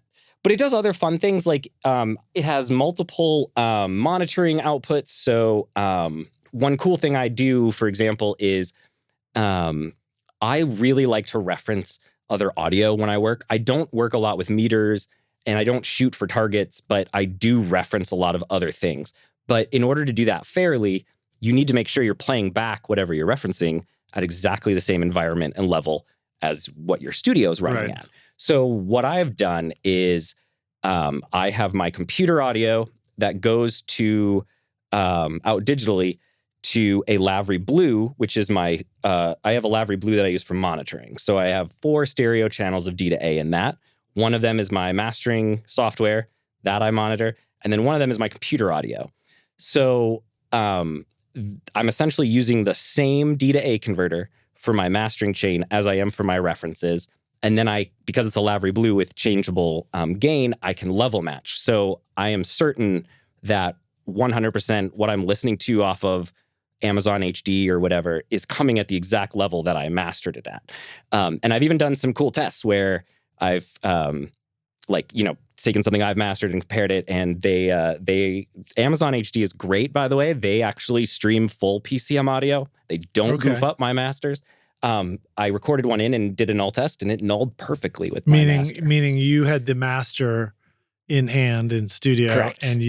But it had also been released and was available on Amazon. And so streaming it back, you were able to flip phase and level match the two. And it didn't even need to level match on that one. I recorded it in digitally. So I went AES out of my computer into my sound card again and recorded the digital feed from the stream. And it was perfect bit for bit with my master. It's sort of funny that what was so special about it coming back was that nothing special had happened to it at all. And right? that's amazing. I mean, Spotify is just awful. I mean, well, I shouldn't say that out loud. They really changed the sound of the files, though. Spotify really, whatever encoder they're using is just like not awesome.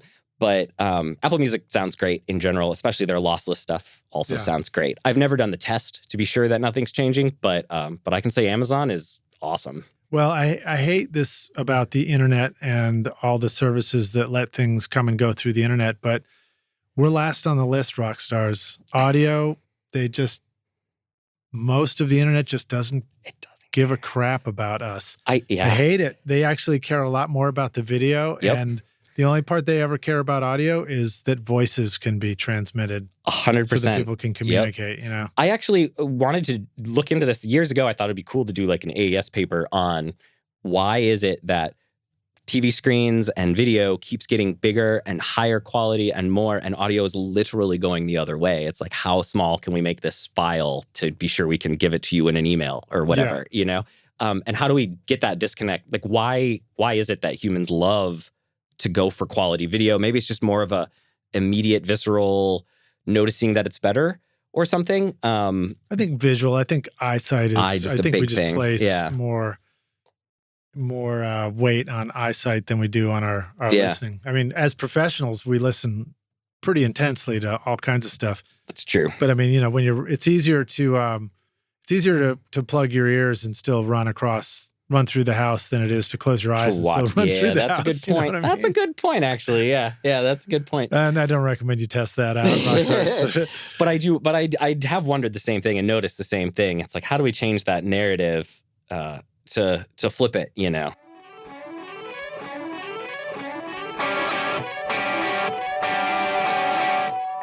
What do songwriters, music producers, DJs, EDM artists, TV and film composers all have in common with you and me? We all need amazing sounds that instantly elevate our music to the desired style. That's why Native Instruments is your ultimate toolkit, offering a massive library of sounds for your studio. Whether you're into hip-hop, indie pop, classic rock, meditation music, dance beats, or orchestral arrangements, the Native Instruments Complete Bundle has it all. From drums, loops, and beats to synths, realistic strings, vintage bass, guitars, and keys, it's a comprehensive collection. I love recording real bands in my studio, but then enhancing the tracks with drum samples, synths, and futuristic keys from battery, contact, Massive X, guitar rig, and hybrid keys, for example. It's a surefire way to make your productions sound modern and unique.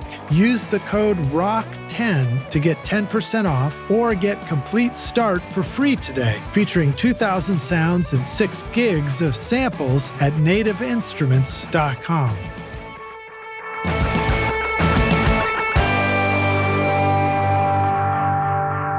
When I was making that reference to the voice, what I'm thinking of is, once again, I was trying to set up a way to do a live stream, using the power of YouTube, where it's like, hey, can't I just show what we're doing and share what we're listening to and have a chat with some people and do it. I'm actually trying to figure out how to, by the point this comes out, hopefully I've already done it, but to do a live stream listening party. Oh, that'd be fun. Yeah. So I looked into things like tools like StreamYard, which does streaming. I looked into, what about Zoom? Will Zoom do it? And you mess with all these tools and they'll all say like, oh, high quality or musician mode or pro audio. And then you try it, and you're exhausted. Your friend's on the other end of the video call going, no, it's not on the left. Bad. It's in mono. Yeah. It kind of sounds weird, and you're like, oh, I'm so sick of trying this. So then the most recent one I've been messing with, once again, it's called OBS, which is really great open source software that lets you kind of get away with, digital murder through the internet, I guess, if you want to say, because you could just do almost anything you can think of with video and audio. Yeah. But boy, is it complex. Reminds me of Reaper, as we were joking about, because it's like there's a lot of settings under the hood that you got to check out, and they all have weird names and things, and it's like, what are you talking about? Yeah, but even in that world, I think the high quality audio is possible, but again, it's like an afterthought, right, for the designers of this stuff. Are you familiar with Audio Movers? Yeah, but there's not a way to.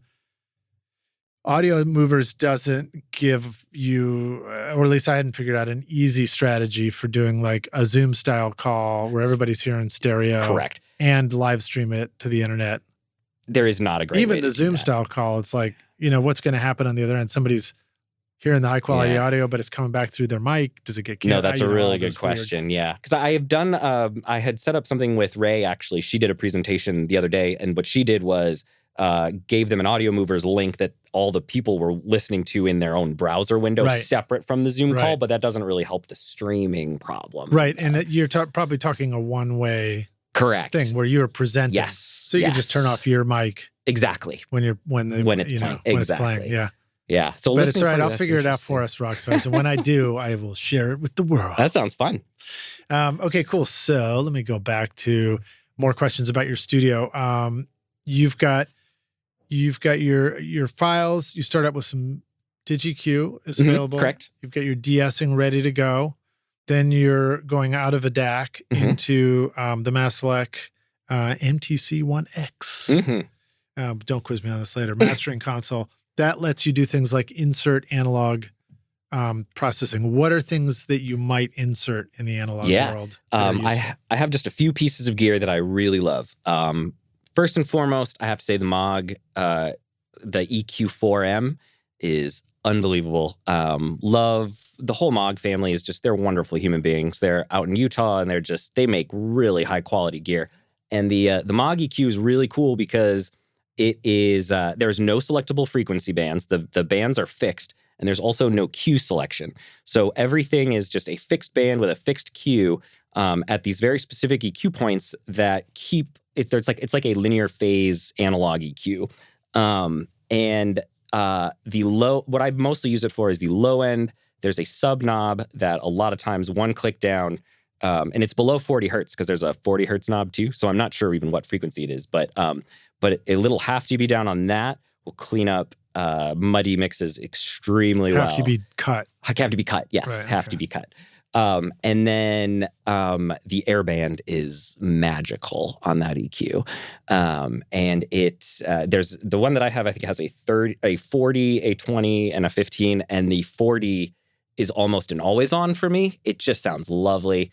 And I think it works well with my desk to kind of, it's not even adding any top end so much as it's just sort of, it feels more open with that in. Interesting. Do you actually hear a clarity in top things like the crisp attack on an acoustic guitar, for example? Yes. Or is it more like you just sense this openness to the sound, like depth? It depends on the mix and the arrangement. If something has a lot of top end in it, I actually find that it's more obvious. If something is a little darker, I don't feel like I notice much of the top end when it gets added in. But if something already has a lot of excitement happening in that top range, and I don't mean too much, I just mean like the recording happens to be a little brighter recording, then that 40 hertz band really clears, like it just makes the things that were kind of like bitey and crisp just glorious sounding.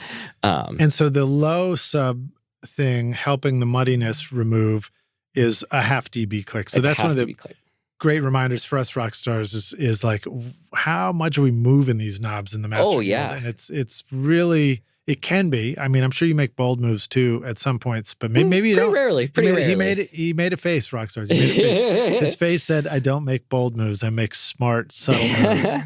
I think, a lot of people, this is actually getting sort of like the philosophies of mastering and whatnot, but I think a lot of people approach mastering with this idea of like, here's a song, what can I do to it?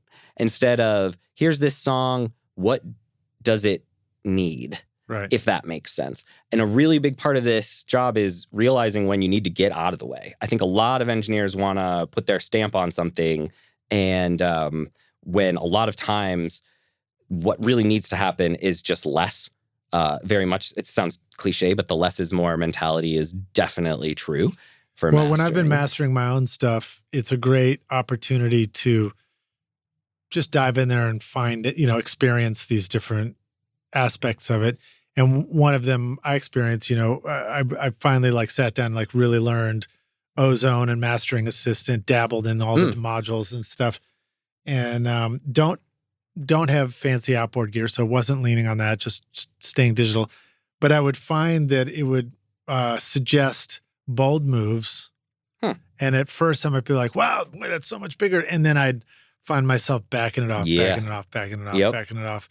And until I finally got to a point where I was like comparing my master back in the car against my original, I'm like, okay, now this is an improvement, but I didn't lose the thing that I was trying to do in the first place. Exactly. Yeah. And I think a big mentality too that you reminded me of this is like when I listen to a master, a mix that I'm going to master, instead of thinking like, what problems does this have? Or like, are there any issues? My first thing is like, what do I really like about this? What about this recording is making this song special? And how can I make sure that that is enhanced or very out front and obvious, if that makes sense. Yeah.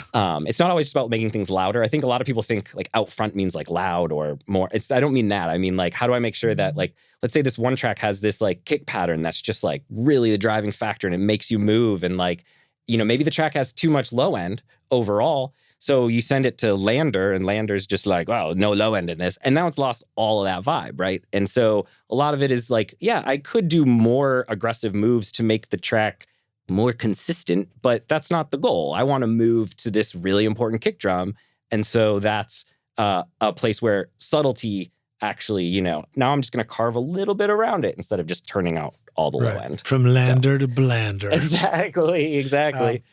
I'm just kidding. I'm sure there's probably great use cases for all these different tools that we have. The 40, I want to go back to the 40 hertz, the airband. Sure. If a half a dB cut makes that difference in the subs, what kind of move are we talking about for a 40? Half dB. Like a half dB. Wow. Yeah. Not like cranking it up 3 dB or something like that. Not at all. Definitely not. This is actually how would we train our ears to hear that, to learn the amount? I mean, did you start out by overcooking it and then back yourself down to that half dB, or how do you get to that point? I think if I had started out mastering on my own, I would have.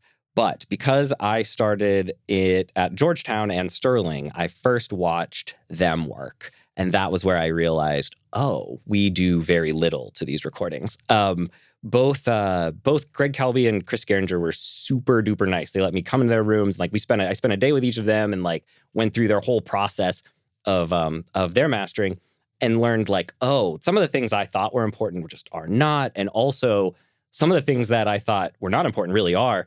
Greg Kelby and I spent an hour trying different mic cables from the tape machine to his desk. And that was like what he was A/Bing and using to decide was which cables were going to be used. So that made me realize like, oh, we're listening on like and I could not hear any of the differences that day. Like I had no clue. I'd love to go back now and see if I could. But yeah, so that made me realize like, oh, we are talking in the subtle world. And then they all had like fancy Sontecs and things, and they were only maybe a dB at the most, but almost always it was like a half dB. And so I just sort of naturally started down that road right from the beginning and didn't have that period of overdoing it. But I see that a lot with people who are like maybe an intern with us or coming up and want to do it. It's definitely, that is a problem of being heavy-handed. And I think it's important to remember like my role in this is not to be the creative decisions and the art itself. I like to think of essentially being completed at this point, right? Like I'm not here to put an artistic spin on this as much as I am to make sure their artistic message is what everyone's listening to, if that makes sense. Yeah, it makes sense. And I understand that. Yet at the same time, I also instinctively feel like we're all in this together, It's true. Like we're all just trying to kick a field goal, score, soccer goal, whatever. Score a touchback. Score a touchback. Score a touch. I love it. Yeah, we're all just trying to like land the disc in the basket at the disc golf course. And so like, hopefully as when you're mastering, you're on the same page about the artistic intent. Right, and exactly. So you're trying That's to what I push mean. it toward That's closer what I mean. to that intent. Exactly. But it's still an artistic expression. It is. It's a way. That's the art is for me, mastering the art is the method. Like it's the way you get from what you start with to that product that makes the client be like, oh my gosh, this is amazing. It's exactly what I wanted it to sound like. It's not so much the art isn't that finished project. It's the how you got there and the process. Yeah. And that to me is a challenge with this, this concept of like, AI assisted things is I think we have to remember that the tools that we have are amazing, incredible. Like the stuff that Isotope makes is just awesome, mind bending, what's possible. And the assistant features are also incredible and amazing, except we have to just remember that like they're assisting based on a benchmark. You have to start with a benchmark of some sort. Exactly. And so then the question is like, okay, is this benchmark, does it represent what I'm trying to do in this moment? Yeah. And I think the answer is it's like any model. Is this guy I listened to that talks about markets, a guy named Benjamin Cowan, and he says like all models are wrong. Some are more useful than others. That's a great quote. And it's like that's the same thing when we think about this AI assisted thing. It's like they're all models. Yep. So they're all wrong. They're all wrong for what I'm trying to do, but some of them are a little more useful in guiding me in the direction. Yeah. And when I think about the process of making your records when you're working with people throughout the whole process too, is that now you have the power to be able to get to know a producer or a mixer, and you guys begin to develop your own dialogue. 100%. And like artistic intention and then you create something, and then now there's this body of work out there that's created where the rest of the world gets to look at it and go, hey, maybe we should measure that and figure out how to put that in one of the algorithms to guide that's true. everybody. So I think that's just a good way for us to remember how this stuff all coexists. Well, and it's important to remember that correct, I think, is not, I'm sorry, I'm doing air quotes for those who can't see, correct, as like an AI program would say, is not going to work for all styles. I think particularly to a couple years ago when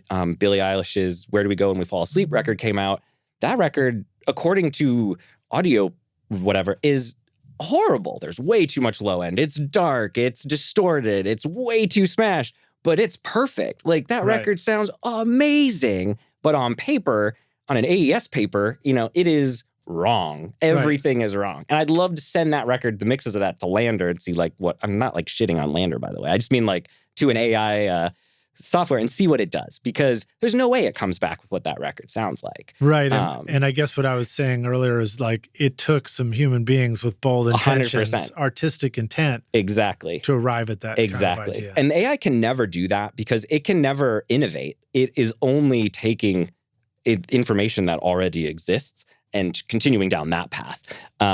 It can't predict what a human is going to like in any sort of artistic way, right? It can say, in the past, humans have liked artistic things that fell into this, like you said, this window of specific things, but there is no, I think that innovation will, for a good chunk of time now, will still be human-driven. So if we're on that topic for a moment, I've been following an incredible AI artist for visual art. Oh.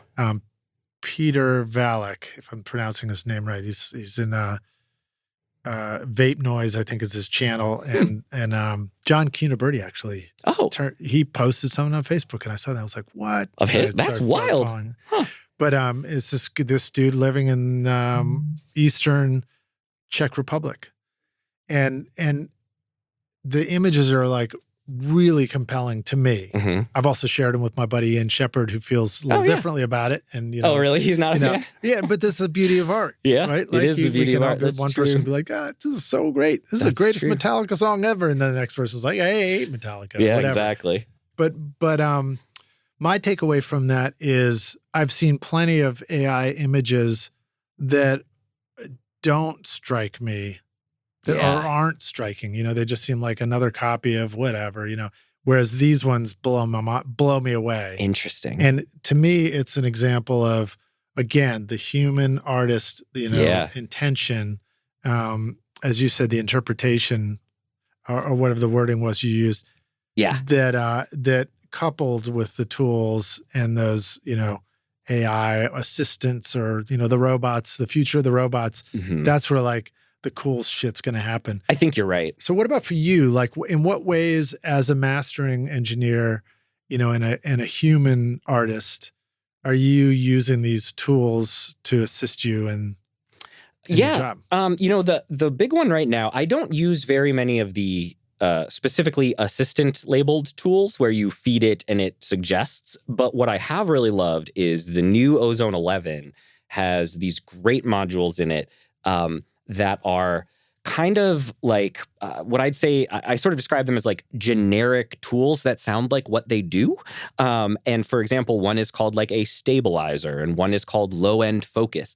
And I have found that very delicately messing with those has been a ton of fun. Yeah. And it's neat because it's sort of like what you're saying, I don't really know what I'm going to get back. It's not like when I put that 40 hertz band in on that Mog EQ, I know what it's going to sound like in my head before it comes back. Because it's a setting. It's a thing, and I've listened to it do it 1,000 times. But with this stuff, sometimes it does something awesome. Like it'll accentuate this guitar part that I didn't even really hear before, or like, bring out cut a whole bunch of low mids that were like actually clouding up the track that I didn't really think like somebody handed you a whole palette of new paint colors that you didn't know existed. And then my method is always to get it kind of where I like it, and then I pull each of those settings back a little bit and see what I think. Yeah. And if I still like it, I'm going to leave it there.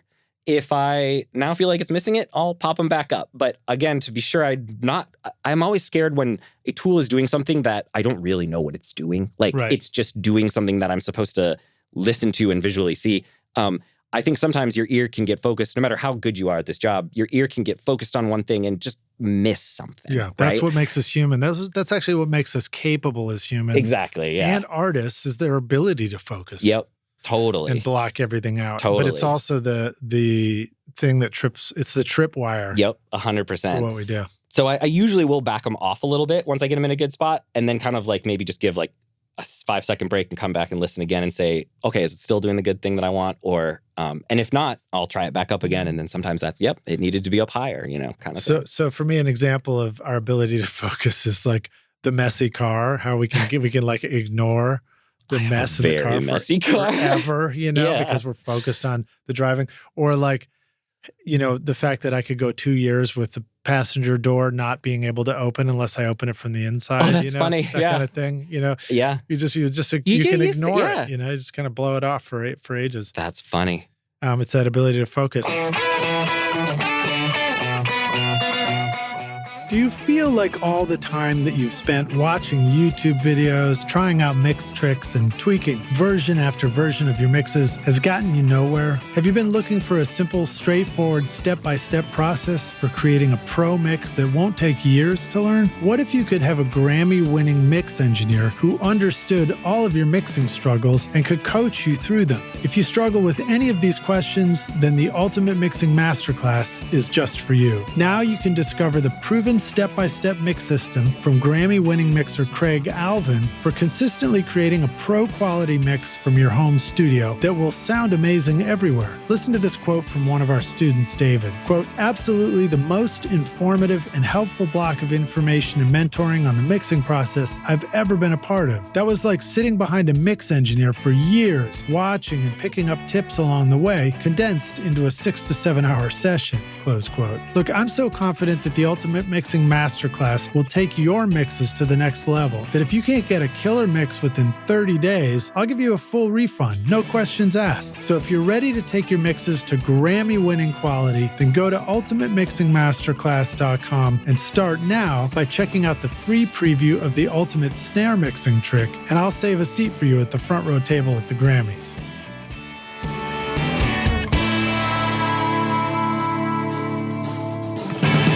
Okay, so let me talk about another aspect of mastering different genres of records.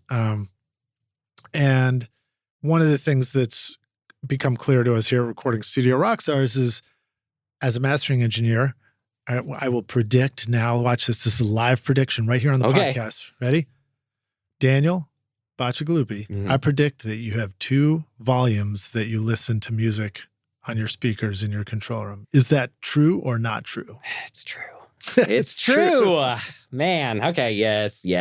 I have one specific volume for loud, and then, to be fair, the quiet, I don't actually have a specific spot, but it's always within a couple Right, dB. it's a dim, yeah, it's a dim level. It's down low, right? Yep. But I do use both. That is very true. I think it's important to do the bulk of your work at a consistent monitoring level. That is very good for you. I think everybody's is probably different. I don't think there's a right answer for anyone, but for me, it's like 86 dB is where I listen to. Because, with Fletcher Munson curves and all that, there's going to be this sweet spot where the bass response is going to be the most accurate to your ears. Accurate's the wrong word, but the most consistent feeling, for your ears versus maybe someone else that's a little bit quieter volume level or whatever. But on top of that, then I think it's important to go back and listen to records quietly. So when I'm working on a song, what I'll do is, if it's part of a record, I'll master the song and then I'll turn the volume down and pop around the whole record and make sure that everything still feels consistent even at quiet volumes. A lot of times when things are very loud in your room, I think it's actually a lot harder to differentiate volume differences between songs. Sometimes I'll think these 2 songs live really well together, then listen to them at like 70 decibels and be like, whoa, song 2 is way louder than song 1. Yeah, so that's, I got a couple of things to say about that. One of the things I remember learning about the physics of sound, and again, Fletcher Munson, maybe it was them doing the test. There's probably been a bazillion audio tests since then. But, you've got, what are the things that you hear differently at different volumes? As you pointed out, as the volume goes up, we hear more bass, we hear more treble. But other studies were like, you hear differences in volume level differently. I so believe like it. at louder volumes, 100% believe it. a bigger difference sounds smaller. Yeah. Right. So it's Yeah. like probably it's probably as simple as like our ears are physically compressing the sounds together. Yeah, totally. Totally. But therefore, you might make a decision about the vocal level at a loud volume and at a quiet one is totally different, or vice versa. Totally. Yep. Although I do feel like I'm more inclined to mix the vocals up loud at a low volume, and then I go to crank it, and I'm like, good Lord, the vocals are taking my head off, or whatever. So there's that difference. I think there's differences probably in masking too. Yes, 100%. So like certain sounds at certain mix levels, sounds will mask each other where you don't notice them. That just happened to me last week on a recording where the hi-hat, everything was great at the normal volume. And then when I played it quietly, like the hi-hat was clearly too loud. And you couldn't tell at all. I even turned it back up and was like, it still seems fine at the loud volume. And so loud and quiet you would do on the same speakers, or Correct. do you Same also speakers. have a alternate speaker for quiet stuff? I don't have any smaller speakers. I used to at Georgetown, we were a 2 stereo speaker kind of room, 2 setups. Right, because actually I'll remember that because I was in the room with Andrew once, and you've got the speakers that are at the desk for working, but then you turn around and then there were these big ass speakers. The Nova so you could Evolution listen backwards. 2s. Yeah, those are cool. Which I'd like to do in my studio. I'd really like It's to a neat put some way to do speakers it. on the back wall. Yeah. Yeah. And we had that blue chair in the middle that you sit in. It was actually, and that's also cool, I think, to get a listening environment. I encourage people actually to just have a listening environment without anything in front of them. Yeah. Like get a speaker setup where you can just sit and enjoy, because it is a different experience. Because we've all got even more rooms and spaces, especially those of us living in cities. That's how it works, just we're overflows of space. But, all you New Yorkers and Nashvillians now. I'll use up all those extra rooms in your house for listening room. No, but it would be really sweet. I mean, the times growing up where we'd go visit some is always a doctor's house. Oh, of course. Friend of my mom's. The lawyers. And then you go in and like they've got a room dedicated to just listening to music with the stereo and the big speakers and the couch. And I was like, God, 100%. that looks like an awesome idea. And their record player's not set up correctly. Well, but they had a hi-fi store. But it was a $10,000 record player. That probably came over and did it. Well, that's true. Yeah. So there's that thing about listening volumes giving us a different perspective on the music. Right. So now if I carry that a step further and I think about doing rock and roll records or, big bass records, now you've got an experience that needs to translate to the car in a certain way, potentially. Mm-hmm. For me, a rock record is something that you crank up on the car stereo. It still feels good. And it still feels good. And it's interesting for me to think about how the choices differ if you're going to do that. So for example, at a low volume, I might set the bass kind of big and it fills in, and it's sort of like, filling in the loudness curve at this lower volume on the stereo. But then if I went to go crank it, it might be too much low end and sort of like blow out the speakers.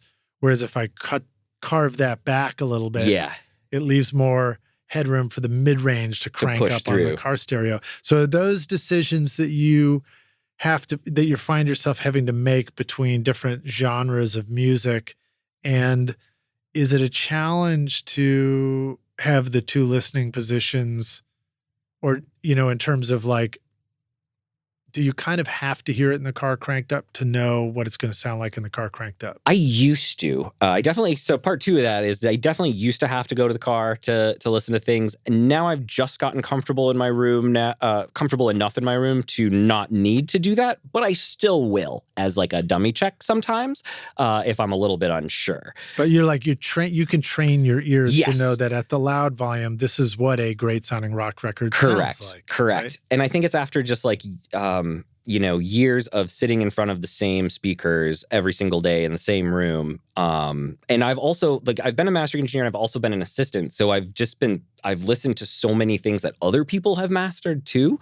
And so I've definitely got just like too much music and sound coming at me out of my room all the time. And so I almost think it's not even a conscious thing, but it's just gotten baked into my brain of like what my room sounds like. Right. And I could not master in someone else's room. I couldn't go to your studio and do a good master right now. I would have no reference at all.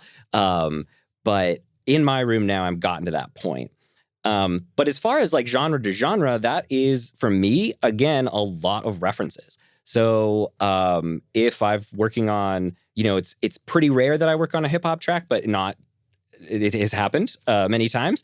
And for that, I definitely don't know my room's low end in that kind of like 808 low end way, but I have my Amazon HD playing at the exact same level as everything else. And now I've got the entire music catalog of references to compare to.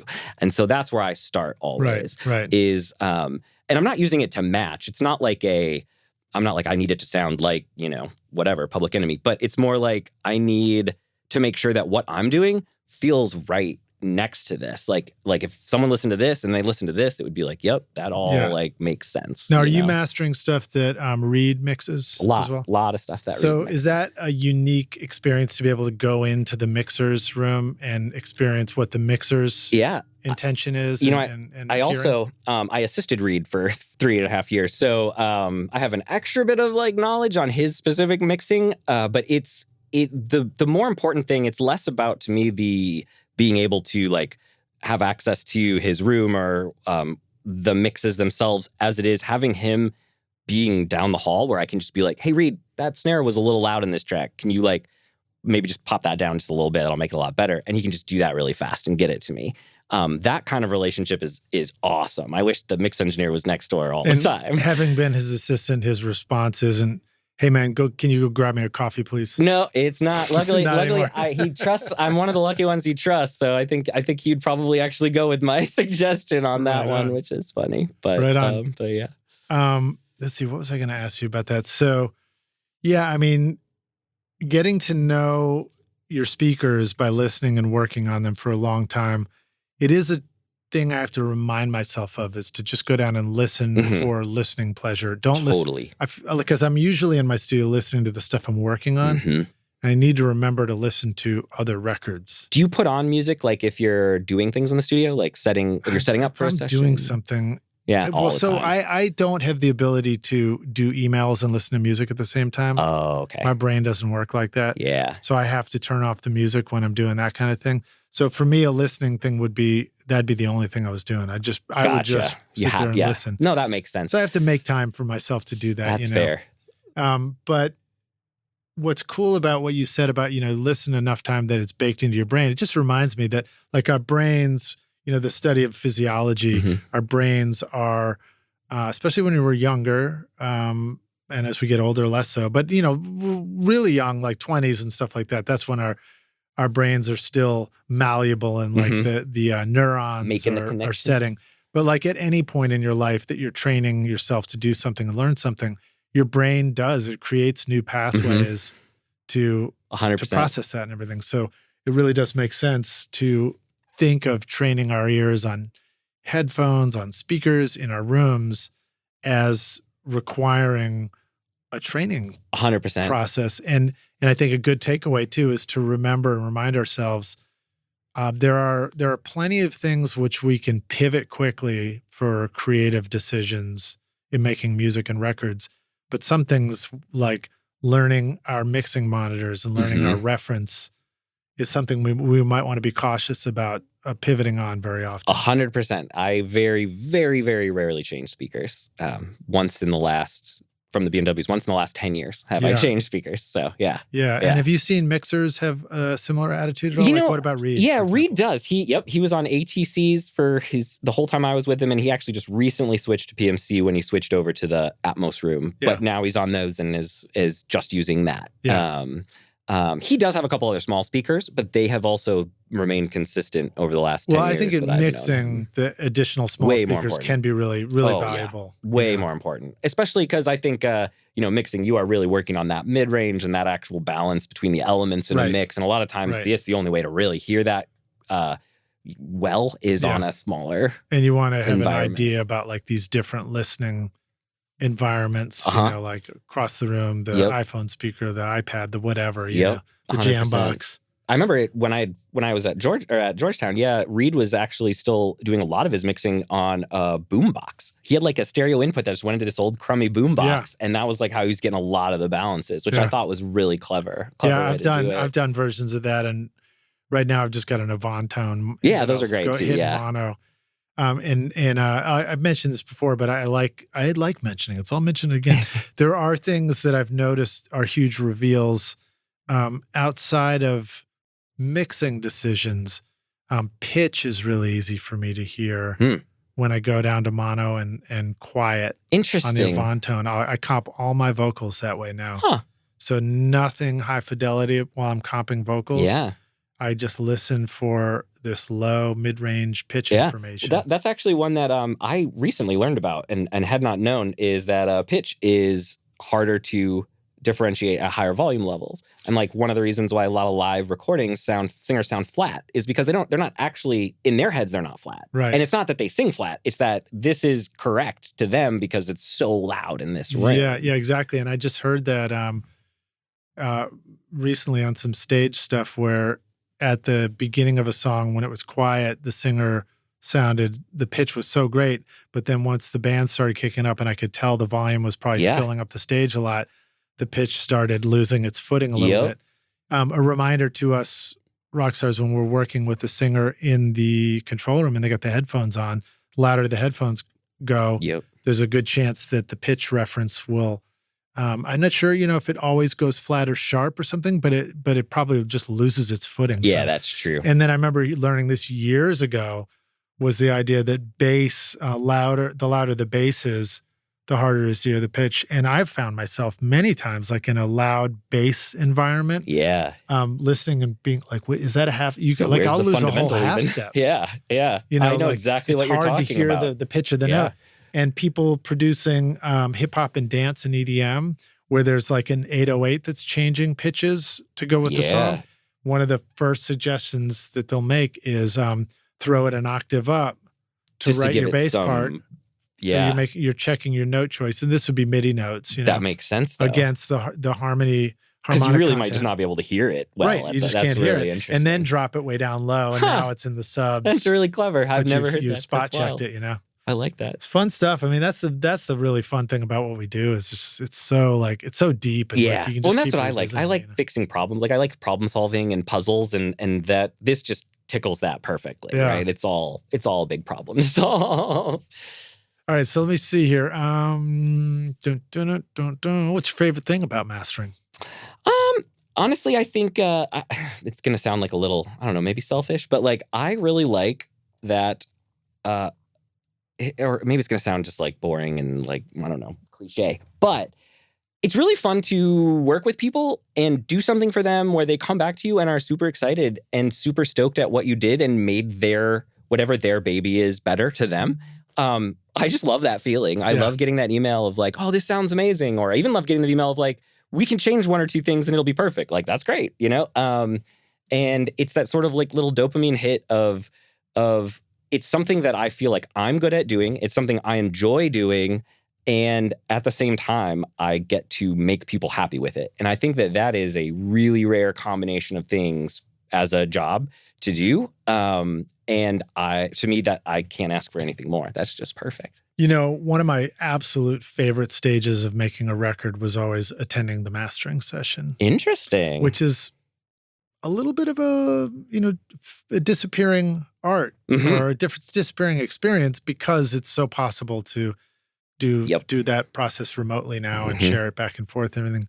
But back when we were making CDs, we'd take the finished mixes and bring them into the mastering studio. And it was a day I just get to chill on the back couch with really good, hopefully really good coffee. I probably thought really bad coffee was really good coffee back then, but that's all right. That's funny. And just hear it on these big speakers. And it was such a pleasure. You know? A lot of those experiences were with Jim DeMaine. Oh, yeah. Over at Yes Master. And then also Hank Williams over at Master Mix. Was that right? Master Mix, yeah. Is that right? Yeah. Not the hey, good looking. Wrong Hank Williams. Wrong Hank Williams, but great mastering engineer. And it was just so much fun, man. And I also felt a little bit like you mother scratchers, and you get to sit there and like, in a half a day to a day, take the record from, this point to this point up here, to all the songs and make everybody feel good. And I'm like, you know how hard we had to work on this stuff to try and get it good at all, Yeah. It's funny, the pluses and minuses, because we talk about this all the time at the studio with Reed too, but it's like like you said, benefits to mastering, all of those things. But on the flip side, another benefit I would say is that if a project is really a struggle, we only have to live with it for a day, a couple days. It's not going to be a months long, slog. But on the same flip, on the other side of that, months long, you never know. You're being conservative. How about like a year, couple decade long project? But how about like, sorry guys, I got to go home and go back to my family. I think I'm out of this record. It's fair. I have not been to that point yet. But on the flip side too, we don't get to be as, it's not as creative as actually digging in there and making the music. And we don't get quite the relationship with the songs and the art that I think other engineers in the process do. So it's a little bit of a give and take. Right. Also, we don't get paid nearly as much for the work. So it's like we got to work on many, many, many more records to, and because we can do them in a day versus, we won't have a project for a month that will generate income. So it's a give and take, I think. This podcast is proud to present Recording Studio Rockstars Academy. Are you ready to take your recording, mixing, and mastering to the next level and make your best record ever? Then visit the Academy to find the course that's right for you. Want to record killer drums in your home studio? Then check out Rockstars of Drums to learn how to record, edit, and mix pro-sounding drums with a professional Nashville session drummer in a Grammy-winning studio. Or if you're ready to start mastering your own records at home, then check out Rockstars of Mastering, where I walk you through exactly how I master my own records using nothing but plugins. Plus, I take you into a world-class mastering studio, Sterling Sound, to meet with Ryan Smith and hear how he professionally mastered my record, Skadoosh, for release to streaming platforms. That's the music you hear on this podcast, Rockstars. And if mixing is your focus, then check out my free mixing course, Mix Master Bundle, where I show you how to mix using stock and free plugins and Pro Tools. Plus, you get a look at how I recorded everything in my studio and multi-track downloads for you to practice mixing and even upload to your website if you want. Are you ready to make your best record ever? Then go to recordingstudiorockstars.com/academy to get started now. As a producer and a mixer, somebody seeing the beginning of a song through a mix, I've learned that there are times where I didn't realize what the song was really about until it's done. Interesting. Because, obviously I train myself to pay attention to the lyrics now, but there are times where the lyrics, maybe we moved fast, maybe it just wasn't a moment to like really inspect the lyrics. But by the time we get to the finished version, I'll hear it and I'll have this like light bulb as I hear it. Have you noticed that about mastering? Has there ever been times where you go back and listen to a record that you mastered a while ago and all of a sudden the light bulbs are going off about what this record really is? Not particularly, but I will say that the reason for that is I have the same syndrome, probably more severely. I don't really listen to lyrics. And I don't mean that in a way of like, they're not important or anything like that. It's just that the thing that gets me excited about music is the way that recordings hit my ears and make me physically feel. And there are some songwriters and some songs that I do love for their lyrical content, but I'm usually seeking that out specifically for listening enjoyment. When I'm working, I really don't. I make sure that it's very clear and like, I'm definitely listening to the vocals and the lyrics to make sure that it's all clear and whatever, but my brain is not putting it together into any kind of English class meaning, right, exactly. However, what I do still feel is like I will get like a vibe from the lyrics without even really listening to what the specific words are or what specifically they're saying. I'll be like, oh, this is a melancholy whatever type of song. This is a clearly an upbeat, like this is a positive message. And I don't even need to know what the words are, and the music will direct me in that way too. So in this funny way, I kind of have not had that experience with coming back to a song after in that way.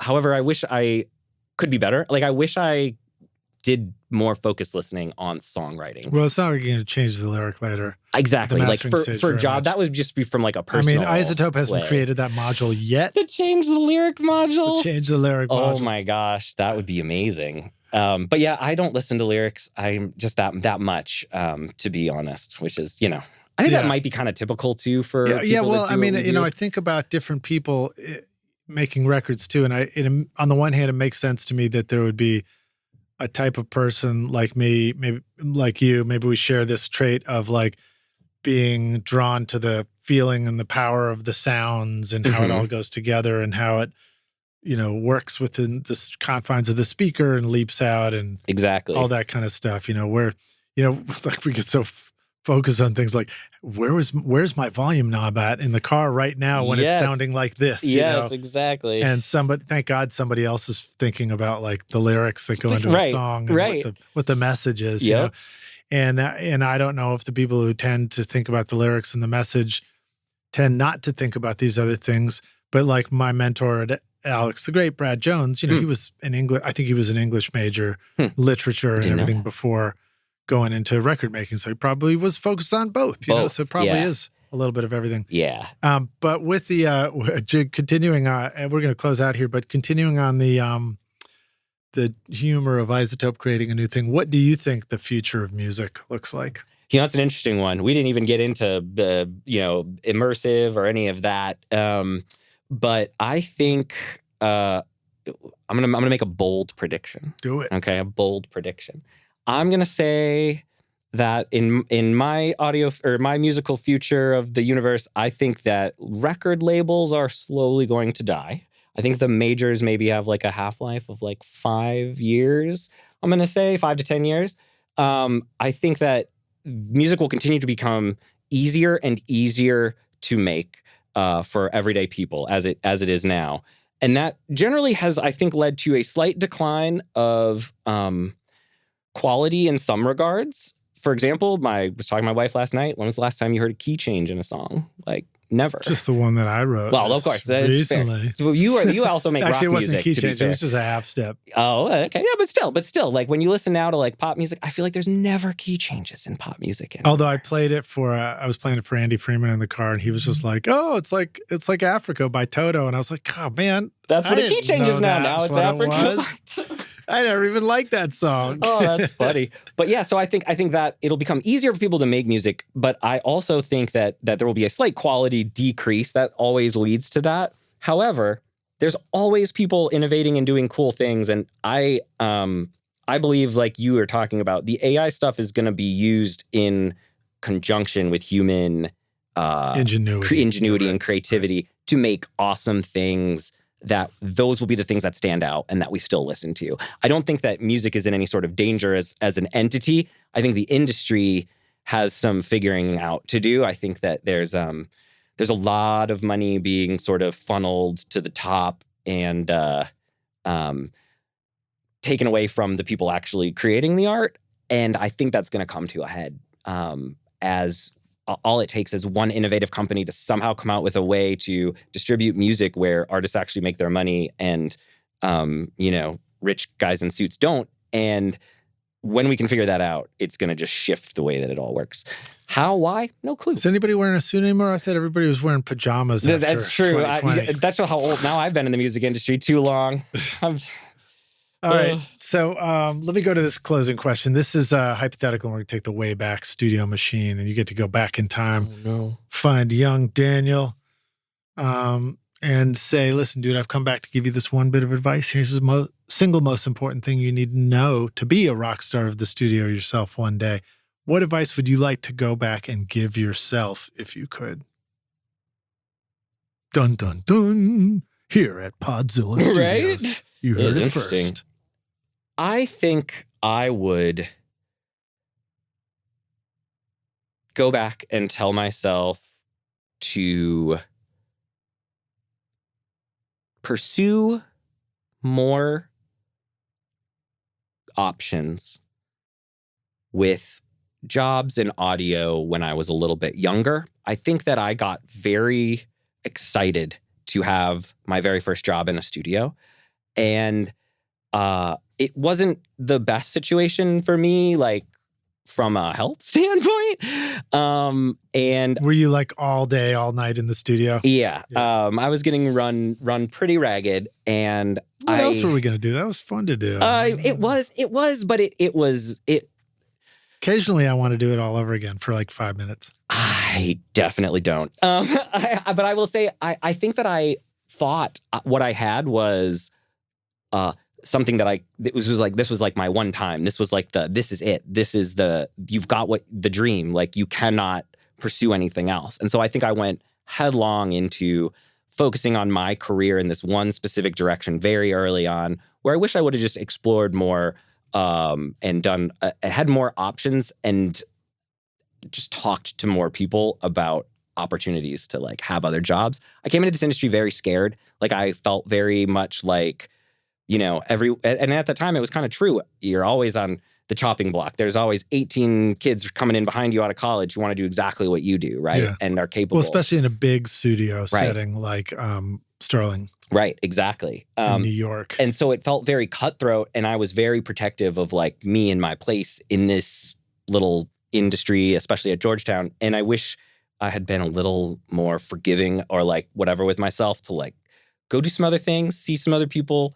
Maybe had spent a little less time in the studio, actually, and that's probably not the answer a lot of people give, but I don't feel like I don't regret anything. I don't feel like I missed anything. I just feel like I wish I had pursued a few other things when I was younger. That's all. Cool. I mean, I think about that. I'm trying to think about my own experience in that context, and I definitely explored some things, but I also spent tons of time in the studio. Yep. And, what did I explore? I don't know. I mean, I learned how to build cables for a company that was selling cables and do some studio installs. See, that's a cool side. I never even did that. That would have been cool, That's funny. That's interesting. It's fun. But then at one point you're like, I don't want to do any more soldering. Now I can't even see the solder. Oh, that's funny. That's funny. I've just started soldering a little bit, so I'm figuring it out. It is fun. It's a craft. There's a Zen craftsmanship to. There is. I've been building some DIY stuff in the studio. I'm building some DIY audio gear, and it's like Legos for adults. It's a lot of fun. That's awesome. Yeah. Do you have a vision for building your tools in the studio? I have one in there already. Do you really? Yeah, what'd you build? I built it's a really cool compressor. It's the DIY-RE. I don't know if you're familiar with this company. DIY Electronics or whatever. Yep, yeah. And they build an SSL style one rack. It's basically like a G series compressor, stereo compressor. And it doesn't sound exactly like the SSL one, but it sounds really good. And I have used it it's become my sort of fast, grabby compressor if I ever need that on something.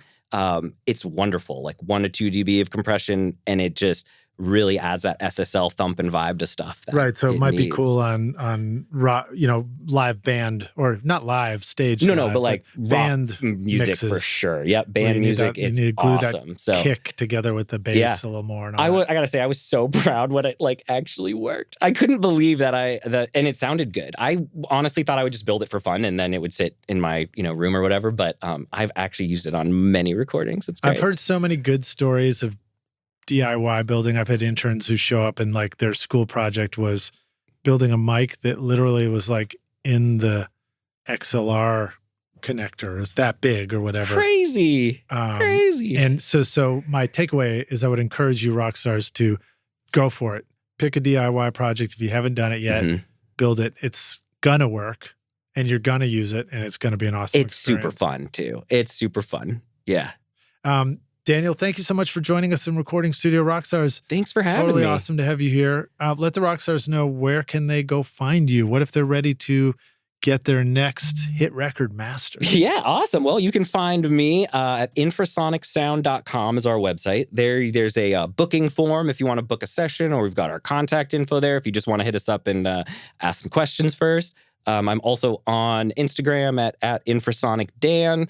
And that's kind of my only social as of right now, but we're going to Can they call you just to practice pronouncing your name? Absolutely. Bacigalupi, over the phone? Funny enough, my mom was a 4th grade teacher her whole life, and she used to have her last name as a spelling word on a spelling test every week until every class got it right, and some years it never left the spelling test. Right so yes, you are more than welcome to come chat with me about my crazy last name. Awesome. Well, Rockstars, thank you so much for staying with us and hanging and listening, and please drop comments in and let us know any of your thoughts about the stuff you enjoyed hearing about. If you got any questions. And Daniel, look forward to seeing you around your studio, man. Thanks so much for having me. I had a great time. Right on. Cheers, man.